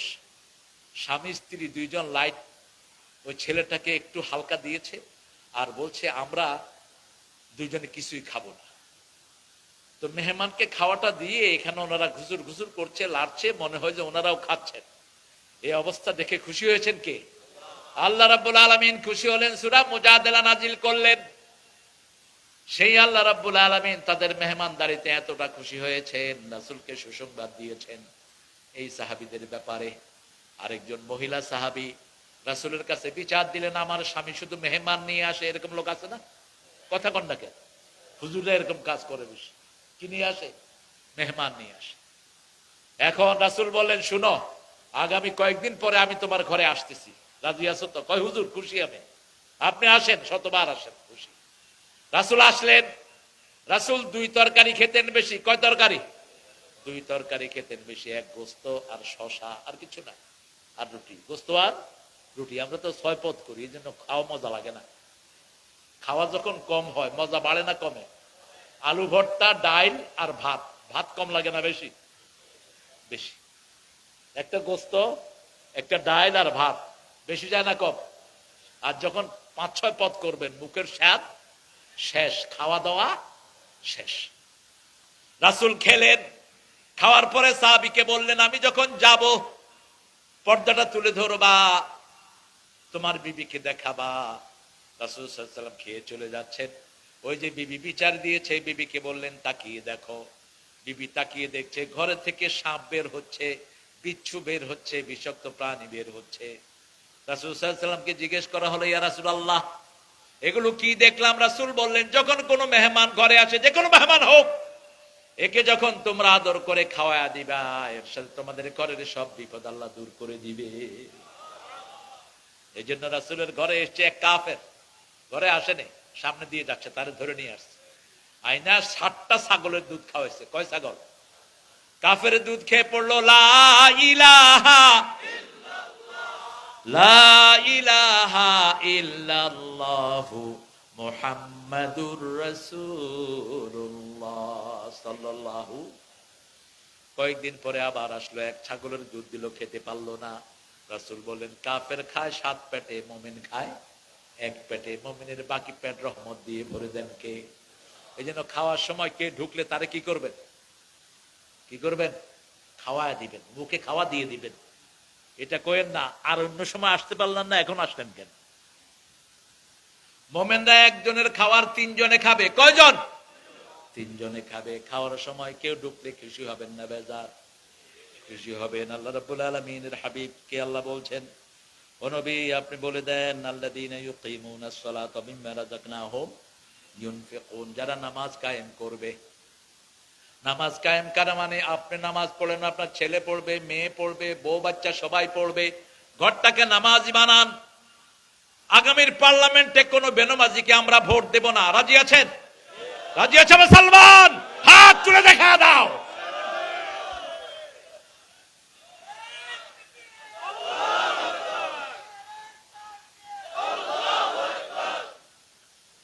বেনমাজি কোথায় যাবে? জান্নাতের চাবি কি? চাবি কি? আর নামাজের চাবি কি? তো ওটার কাছে তো কিছুই নেই। যে এক ওয়াক্ত নামাজ ছেড়ে দেয় তার নাম কোথায় লেখা হয়? কাফেরের খাতায়। যারা এশার নামাজ পড়েন নাই, এই রাতে যদি মারা যান, নমরুদের সাথে দেখা হবে, ফেরাউনের সাথে দেখা হবে, রাসূলের সাথে দেখা হওয়ার কোনো সম্ভাবনা নাই। আর যারা এশার নামাজ জামাতে পড়েছেন, আবার ফজর জামাতে পড়বেন, রাসূল বলছেন সারা রাত দাঁড়িয়ে নামাজ পড়লে যে সওয়াব, সেটাই ফেরেশতা তার আমলনামায় লিখে দেয়। ফেরেশতা লেখে না সে ঘুমিয়েছে, ফেরেশতা লেখে সে কোথায়? নামাজে। কোথায়? নামাজে। এরকম 5 ওয়াক্ত নামাজ যারা আদায় করে, 24 ঘন্টা তাদের নামাজ লিখে দেন কে? আমরা বললাম কখন থেকে কখন নামাজ কায়েম করব। কিছু ভন্ডা আছে 5 ওয়াক্ত নামাজের কথা কোরআন শরীফে নাই। তুমি পড়ছো কসু, পড়ছো কোরআন শরীফ, ছাগল কোথাকার। সূরা নূরের ভিতরে একই আয়াতের ভিতরে 3 ওয়াক্ত নামাজের কথা। কয় ওয়াক্ত? 3 ওয়াক্ত। সূরা বনী ইসরাঈলে এশা এবং ফজরের কথা শুনেন। আকিমিস সালাতা লিদুলুকিশ শামসি ইলা ওয়াসাকিল লাইলি ওয়া কুরআনাল ফাজর ইন্না কুরআনাল ফাজরি কানা মাশহুদা। সূর্য ওঠার আগ থেকে নিয়ে সূর্য অস্ত যাওয়ার পর পর্যন্ত নামাজ কায়েম করো। কার কথা? আসরের নামে সূরা আছে না নাই? ফজরের নামে সূরা আছে না নাই? আল ফাজরে ওয়া লায়ালিন আশর। তো 2 সূরা, তো 2 নামাজের নামে 2 সূরা। আর সূরা নূরের ভিতরে এশা এবং যোহরের কথা বলেছেন কে? মাগরিবের কথা বলেছেন কে? তো কয় ওয়াক্ত হলো? যদি নাও থাকে কোরআনে, রাসূল পড়েছেন, সেটাই ফরজ, ঠিক কি না? যেমন বিয়ের পরে কেউ যদি জিনা করে, তার শাস্তি কি? মৃত্যুদণ্ড, পাথর মেরে তাকে খুন করা। এই সঙ্গে স্যার, এটা কোরআন শরীফে নাই। কোথায় এসেছে? হাদিসে এসেছে। সুবহানাল্লাহ কইবেন না? যাকাত কারে কদ্দুর দিতে হবে কোরআন শরীফে আছে, কিন্তু হাদিসে রাসূল বলেছেন গরিবকে দাও। কিসের থেকে? যদি খনি পাওয়া যায়, খনির 5 ভাগের 1 ভাগ গরিবকে দিয়ে দাও। কিন্তু বাংলাদেশে সেটা দেওয়া হয়নি। আপনার এলাকায় যদি কোনো গ্যাস পাওয়া যায়, তাহলে আপনি কয় অংশ পাবেন? 5 ভাগের 1 অংশ। আল্লাহ রাব্বুল আলামিন বলেছেন, হে নবী, তোমার উম্মতদেরকে বলে যাও, যারা ধান চাষ করে, ধানের মধ্যে শুধু আল্লাহর বৃষ্টি দিয়ে ফলন হয়, সে কোনো সেচের ব্যবস্থা করে না, তাহলে 10 মণে 1 মণ কারে দিবে? গরিবকে দিবে। এরপরে যদি সে সেচের ব্যবস্থা করে 20 মণে 1 মণ, আপনার 25টা ছাগল আছে, ওই ছাগলগুলো বাহিরে চরে খায়, আপনি তাদেরকে খাওয়া কিনে দেন না, 25টা ছাগলের 1টা ছাগল কারে দিবেন? গরিবে দিবেন। ইসলামের বন্টন দেখেন। আর যদি আপনি খাওয়া কিনে দেন, গরিবকে আর দিতে হবে কারণ এখন খাওয়ার দাম বেশি না কম? বেশি। 30টা যদি গরু থাকে, কয়টা? 30টা গরু অথবা ওট থাকলে যদি বাহিরে খেয়ে আসে, আপনি কোনো খাবার কিনে না দেন, 30টা গরুর একটা গরু কারে দিবেন? গরিবকে দিবেন। তাহলে গরিবের গোস্ত খাওয়ার শখ মিটলো তো, ছাগল খাওয়ার শখ মিটলো তো। কিন্তু এখন আগে নিজে খেয়াল। তো ধনীদের ঘাড় মটকায় নাও, গরিবদের মধ্যে বন্টন করো। কার সম্পদ কার কাছে যাবে কোনো চিহ্ন থাকবে না। এজন্য আল্লাহ বলছেন নামাজের কথা যেখানে, রিজির কথা সেখানে, নামাজের কথা যেখানে, খরচের কথা সেখানে। আল্লাযীনা ইউকিমুনাস সালাতা ওয়া মিম্মা রাযাকনাহুম ইউনফিকুন। নামাজ কায়েম করবেন, আল্লাহর রাস্তায় দিবেন। কেন? আল্লাহর রাস্তায় না দিলে নামাজ কবুল হয় না। পেটে ক্ষুধা থাকলে নামাজেও মন বসে না, ঠিক না ঠিক? নামাজ পড়লে আপনার ক্ষুধা নিবারণ করে দিবেন কে? হিকমতটা কি দেখেন, সূরা বাকারা শুরুতে বলেছেন 2 নম্বর আয়াত, আল্লাযীনা ইউমিনুনা বিল গায়বি ওয়া ইউকিমুনাস সালাতা ওয়া মিম্মা রাযাকনাহুম ইউনফিকুন। আপনাদের কষ্ট হচ্ছে গো, আমার 12টা বাজছে, আপনাদের কয়টা? এরা আমার 12টা বাজায়া দিছে। আল্লাহ এদেরকে তুমি হেফাজত করো। আরে পাগলা, পাগলা তো আসল পাগলা। দেখেন এই 2টা কাজ আর আগের 3টা কাজ, মোট কয়টা কাজ? আগের প্রথম কাজ হলো জিকির। প্রথম কাজ কি? আবার নামাজকেও জিকির বলেছেন কে? আমার এখন মনে পড়েছে, আমাদের ওই মহান হুজুর, আমাদের এই যে কি নাম, আব্দুল হালিম হুজুর, তিনি সূরা জুমার 3 নম্বর আয়াত থেকে তেলাওয়াত করেছেন। হ্যাঁ, নবীল উম্মি এখান থেকে তেলাওয়াত করেছেন তিনি। আল্লাহ রাব্বুল আলামিন বলছেন তুমি আল্লাহর জিকির করবা। কি করবা? তেলাওয়াত করবা। তাহলে ঈমান বাড়ায় দিবেন কে? তাওয়াক্কুল বেড়ে যাবে কার উপর? আর নামাজ কায়েম করবা, আল্লাহর রাস্তায় খরচ করবা। এই 5টা কাজ যে করবে, উলাইকা হুমুল মুমিনুনা হাক্কা, এরা আসল মুমিন। এরা আসল কি? এরা হলো আসল মুমিন। লাহুম দারাজাতুন ইনদা রাব্বিহিম ওয়া মাগফিরাহ ওয়া রিজকুন কারীম। তাদের মর্যাদা কার কাছে? আল্লাহর কাছে। আর তাদেরকে রিজিক দিবেন কে? আল্লাহ দিবেন। তাদের গুনাহগুলো মাফ করে দিবেন কে? আল্লাহ মাফ করে দিবেন। আজকে থেকে ওয়াদা করবো আর নামাজ ছেড়ে দেব না। রাজি আছে তো? বাচ্চাদেরকে নিয়ে নামাজ পড়বো, একটু হাত তুলে দেখাই কারা কারা রাজি আছে। বলেন, হে আল্লাহ, আপনার নামে শপথ করছি, জীবনে আর কোনোদিন ফরজ নামাজ, ফরজ রোজা, ফরজ পর্দা, ফরজ কোরআন মানা ছেড়ে দেব না। আমিন ইয়া রাব্বাল আলামিন। ওই বিবি শ্রেষ্ঠ যেই বিবি স্বামীকে নামাজের জন্য জাগায়। ওই স্বামী শ্রেষ্ঠ যেই স্বামী তার বিবিকে সাথে নিয়ে নামাজ পড়ে। রাসূল শুইতে গিয়েছেন, শুইলেন, মা আয়েশা বলছেন, বুখারীর বর্ণনা, রাসূল আমাকে বলছেন, আয়েশা অনুমতি দাও, আমি একটু আল্লাহর সাথে কথা বলবো। সুবহানাল্লাহ বলতে ইচ্ছে হলো। কাকে বলছে? বিবিকে। কারণ এটা বিবির সময়। এটা বিবির সময় আয়েশা চুপ করে আছেন। রাসূল বলছেন, আয়েশা কিছু বলছো না? বলছে, ইয়া রাসূলুল্লাহ, আপনার যেটা মন চায় সেটা আমারও মন চায়। কি সুন্দর করে উত্তর দিলেন, আপনার যেটা মন চায় সেটা আমারও মন চায়। রাসূল সাল্লাল্লাহু আলাইহি ওয়াসাল্লাম নামাজে দাঁড়ালেন। আয়েশা বললেন, আমি শুয়ে পড়লাম, আমার ঘুম আসলো, আমি আর কন্টিনিউ করতে পারলাম না। আমি দেখলাম রাসূল ওযু করে এসে সূরা বাকারা দিয়ে নামাজ শুরু করেছে। নামাজের মধ্যে কিছুক্ষণ পরে আমার চোখ ভাঙলো, ঘুম ভাঙলো, দেখি রাসূল এখনো সূরা বাকারাই পড়ছে। আবার ঘুম ভাঙলো, রাসূল দোয়া করছেন, আল্লাহুম্মা হাসিবনি হিসাবাই ইয়াসীরা। এইভাবে সূরা বাকারা পড়লেন, সূরা আল ইমরান পড়লেন, সূরা নিসা পড়লেন। এরপরে রুকুতে গেলেন, সেজদায় গেলেন, 2 রাকাত নামাজ শেষ করলেন, ফজরের আযান হয়ে গেছে। আমি দেখলাম রাসূলের বুক ভিজা, দাড়ি ভিজা, পা দুটি মোটা হয়ে গেছে। আমি বললাম, ইয়া রাসূলুল্লাহ, এত কষ্ট করে কেন আপনি নামাজ আদায় করেন? রাসূল মুস্কি হেসে বললেন, আয়েশা রে, আফালা আকুনু আবদান শাকুর, আমি কি আল্লাহর কৃতজ্ঞ গোলাম হব না? কত নেয়ামত দিয়ে আল্লাহ আমারে ভরে দিয়েছে, আমি আল্লাহর কৃতজ্ঞতা আদায় করছি। রাসূল সাল্লাল্লাহু আলাইহি সাল্লাম যখনই কষ্টে পড়তেন বেলালকে বলতেন, বেলাল আদ-দুনিয়া বেলাল আরহনি বিস-সালাত, বেলাল আযান দাও, নামাজ দিয়ে আমার কলিজাটা ঠান্ডা করে দাও। সব রোগের ঔষধ কি? আস-সালাতু খায়রুম মিনান, ঘুম না আসলে ডাক্তাররা ওষুধ দেয় ঘুমে, ঠিক কিনা? আর আল্লাহ বলছেন আস-সালাতু খায়রুম মিনান নাওম, নামাজ কিসের থেকে ভালো? ঘুমের থেকে কি ভালো? একটু টেস্ট করেন না, একটু টেস্ট করেন। যারা ঘুমের ট্যাবলেট খাও তোমাদের লিভার শেষ, কিডনি শেষ, তোমাদের হার্ট শেষ, ঠিক না ঠিক?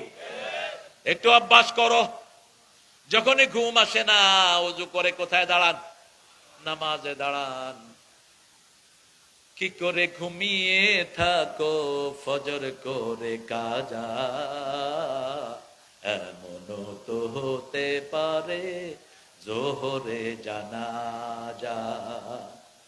কি করে ঘুমিয়ে থাকো এশা করে কাজা, এমন তো হতে পারে ফজরে জানাজা। এই যে এশা পড়লাম, ফজর পড়বো, কোনো নিশ্চয়তা আছে?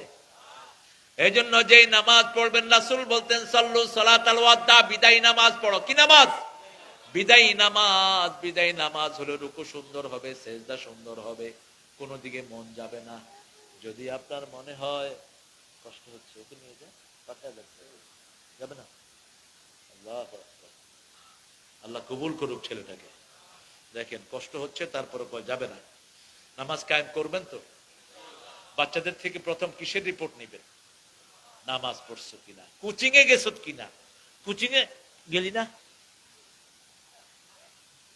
কিন্তু নামাজের কোনো খবর। নামাজ পড়বেন, ছেলে আর গাঁজাখোর হবে না। নামাজ পড়াবেন, ছেলে মাইয়ার পিছনে হাঁটবে না। কারণ নামাজ মানুষকে সব খারাপ কাজ থেকে ফিরায়, ঠিক না ঠিক? এক মেয়ে খুব সালাতি, একটা গল্প এসেছে বিভিন্ন জায়গায়। একটা বাজে ছেলে গিয়ে তাকে প্রস্তাব করেছে। সেই মেয়ে ছেলেকে বলছে, তুমি 40 দিন ইমামের পিছনে নামাজ পড়ে আসো, আমি তোমার ডাকে সাড়া দেব। কয়দিন? 40 দিন। 40 ওয়াক্ত যারা মসজিদে ইমামের পিছনে পড়ে তাকবীরুল্লাহ সহ, এরা মুনাফিক না। এদেরকে মুনাফিক থেকে আল্লাহ খারিজ করে দিবেন, সুবহানাল্লাহ। এই জন্য মদিনাতে আমরা গেলে কয়দিন থাকি? 8 দিন। কয়দিন? 5/40। ওই হাদিসটার আলোকে আমরা করি। তো ওই ছেলেটা 40 দিন নামাজ পড়ে আসলো, এসে মেয়েদের কাছে দাঁড়ালো, বলছে কই তুমি বেরিয়ে আসো, আমি 40 দিন নামাজ পড়ে এসেছি। তো মেয়ে চিন্তা করলো ব্যাপারটা কি, নামাজ পড়লো তো এর এদিকে আসার কথা না, কারণ আল্লাহর কোরআন সত্য, ঠিক না ঠিক? সূরা আনকাবুতে আল্লাহ বলছেন আতলু মা উহা ইলাইকা আকিমিস সালাত ইন্নাস সালাতা তানহা আনিল ফাহশাই ওয়াল ওয়ালাযিকরুল্লাহি আকবার আল্লাহু ইয়ালামু মা তাসনাউন। আতলু মা উহিয়া ইলাইক, তোমাকে যা ওহী করেছি তেলাওয়াত করো। কি করো? রাতের বেলায় যারা 10 আয়াত তেলাওয়াত করে, রাসূল বললেন গাফেলদের কাতারে তার নাম লেখা হবে না। 10 আয়াত তেলাওয়াত করা মানে হলো সূরা ফাতিহার কুল হুয়াল্লাহ পড়লে 11 আয়াত হয়ে যায়। 100 আয়াত যে তেলাওয়াত করবে নেককারের কাতারে তার নাম লিখে দিবেন কে? 500 আয়াত যে তেলাওয়াত করবে কানিতিনের কাতারে আল্লাহ তার নাম লিখে দিবেন। আল্লাহ পড়ার তৌফিক দান করুক। সূরা ইখলাস 100 বার পড়বেন। 100 বার পড়তে খুব বেশি হলে 10 মিনিট লাগবে, 400 আয়াত হয়ে যাবে। কয়শো আয়াত? 400। আর সূরা ফাতিহা 100 বার পড়বেন, 700 আয়াত হয়ে যাবে। পারবেন তো? একটু চেষ্টা করি, কেমন? আতলু মা উহিয়া ইলাইক আকিমিস সালাত ইন্নাস সালাতা তানহা আনিল ফাহশাই ওয়াল মুনকার। এখন মেয়ে বলছে না, তোমার তাকে সাড়া দেওয়া সম্ভব না। ছেলে কয় আমিও ওযু ছাড়া করছি। কি ছাড়া? মেয়ে কয় আমিও বুঝছি তুমি যে ওযু ছাড়া করছো, কারণ তুমি যদি ওযু সহ পড়তা তোমার মধ্যে খারাপ নিয়ত থাকতো না। কারণ জান্নাতের হুরদের বর্ণনা কোরআন শরীফে আছে না নাই? হুরুম মাকসুরাতুম ফিল খিয়াম ফাবিআইয়ি আলাই রাব্বিকুমা তুকাযযিবান কাআন্নাহুন্নাল ইয়াকুত ওয়াল মারজান। কি বর্ণনা! রাসূল বলছেন হুরদের শরীরের রক্ত প্রবাহিত হয়, এটা দেখা যাবে। হুরদের একটা নখ যদি দুনিয়ার কোন কোনায় এভাবে দাবিয়ে রাখে, সারা দুনিয়া আর কোনোদিন অন্ধকার হবে না। হুরের হাতের রুমাল যদি একটু লেড়ে দেয় সারা দুনিয়া খুশবুতে ভরপুর হয়ে যাবে। হুরের বর্ণনা শুনলে দুনিয়ার সুন্দরী রমণী পেতনির চেয়ে খারাপ হয়ে যাবে। পেত্তুনিও না এগুলো, ঠিক না ঠিক? সমস্ত মানুষের মধ্যে কিছু দুর্বলতা আছে না নাই? মানুষের শরীরে গন্ধবোধ হয় না, আর দুই একদিন দাঁত না মাজলে তো মুখের থেকে মাশাআল্লাহ। আর যদি বিড়ি আর পেঁয়াজ একসাথে খাওয়া দিতে পারে তো ওর কাছে শয়তানও আসবে। আর বাথরুমে বসে বসে বিড়ি খাবে, সে গফরগাঁয়ের লোকেরা খায় না এগুলো। ওই যে এক লোক কখনো ট্রেন দেখে নাই, আরেকজনকে জিজ্ঞেস করছে, ভাই ট্রেন কেমন? উপরে দিয়া ধোয়া যায়, নিচে দিয়া পানি পড়ে।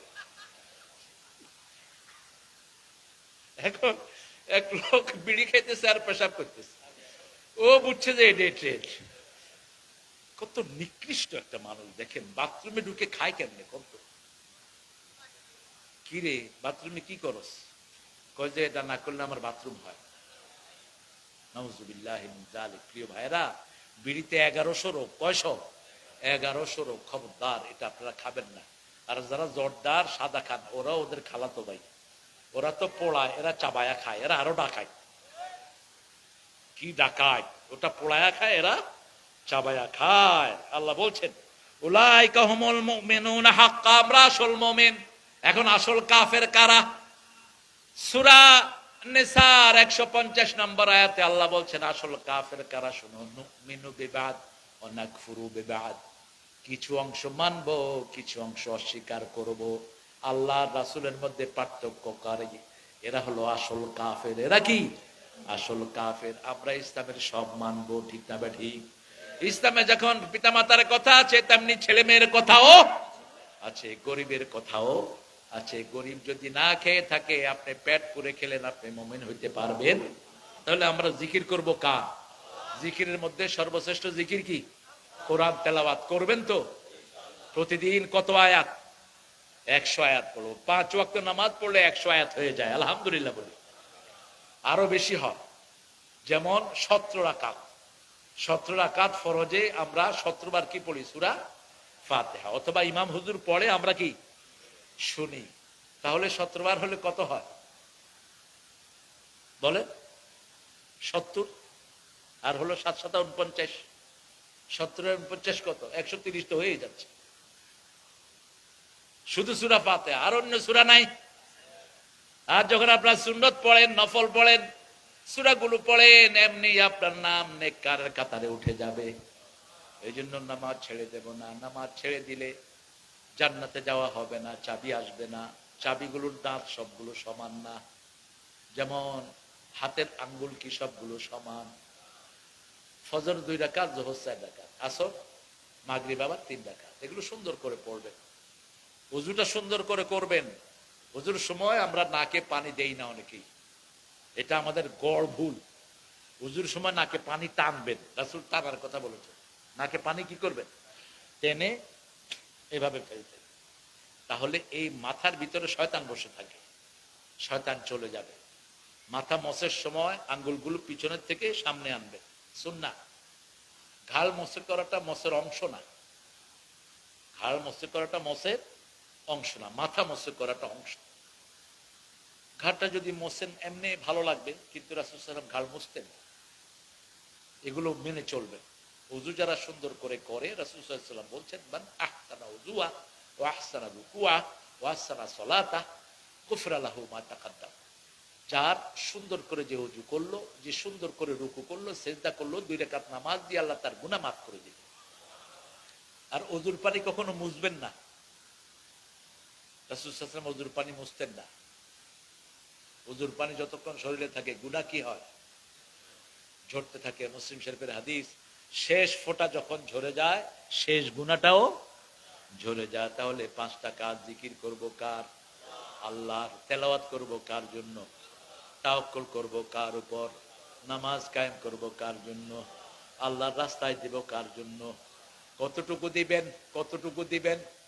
আল্লাহ বলছেন 4th পারার শুরুতে, লাইসাল বিররা আন তুওয়াল্লু লান তানালুল বিররা হাত্তা তুনফিকু মিম্মা তুহিব্বুন। ততক্ষণ পর্যন্ত সওয়াব পাবে না যতক্ষণ আল্লাহ রাব্বুল আলামিন যেটা ভালোবাসার করে দিয়েছেন সেটা দান না করো, সবচেয়ে পুরান লুঙ্গিটা দান করে দেয়। এরকম লোক বেশি না কম? ওই এক লোক রুটি খাচ্ছিল, কাক একটা রুটি নিয়ে গেছে, এই লোক কাউয়ারে দৌড়ানো শুরু করছে। কাউয়া কয়, কোন পোড়া কপালদার রুটি নিলাম, কোথাও বসতেও পারতেছি না। এরপরে কাক দেখলো যে একটা নদী, নদীর উপরে চলে গেছে। এই লোকে কয়, যা, রুটিটা আল্লাহর রাস্তায় দিয়ে দিলাম। এরকম আল্লাহ রুটি আছে তো? এখন তো আর উপায় নেই, ঠিক আছে আল্লাহর রাস্তায় দিলাম না, হ্যাঁ সাবিলিল্লাহ দিয়ে দিলাম। এরকম যেন না হয়। আপনার সবচেয়ে ভালো জমিটা, সবচেয়ে ভালো জায়গাটা কার রাস্তায়? আল্লাহর রাস্তায়। আবার এমন ভাবে দিয়েন না আপনার বাচ্চারা যেন হাত পাততে না হয়। এটা বন্ধ হয়ে গেল কেন? এমন রাস্তায় দিয়েন না, এমন ভাবে করবেন না। লা তাবসুতা কুল্লাল বাসত, সবটা দিয়ে দিয়েন না। আয়াত নাজিল হওয়ার পরে তালহা রাদিয়াল্লাহু আনহু আসলেন, এসে বললেন, মসজিদে নববীর সামনে ওনার যে বাগানটা ছিল, বিশুদ্ধ বাগান, এটার চাবি রাসূলের হাতে তুলে দিলেন। রাসূল বললেন, শুনো, তোমার আরো সম্পদ আছে তো? বলছে, আছে ইয়া রাসূলুল্লাহ। থাকলে এটা তোমার কোন নিকট আত্মীয়কে দাও। কাকে দাও? নিকট আত্মীয়কে দাও, তাহলে ডাবল সওয়াব আল্লাহ দান করে দিবেন। একটা হলো দানের সওয়াব, আর একটা হলো নিকট আত্মীয়র সম্পর্ক রক্ষা করার সওয়াব। আল্লাহর কাছে তৌফিক চাচ্ছি, আল্লাহ যেন এই 5টা কাজ করার তৌফিক আমাদেরকে দান করে দেন। পড়েন সুবহানাকা আল্লাহুম্মা ওয়া বিহামদিক।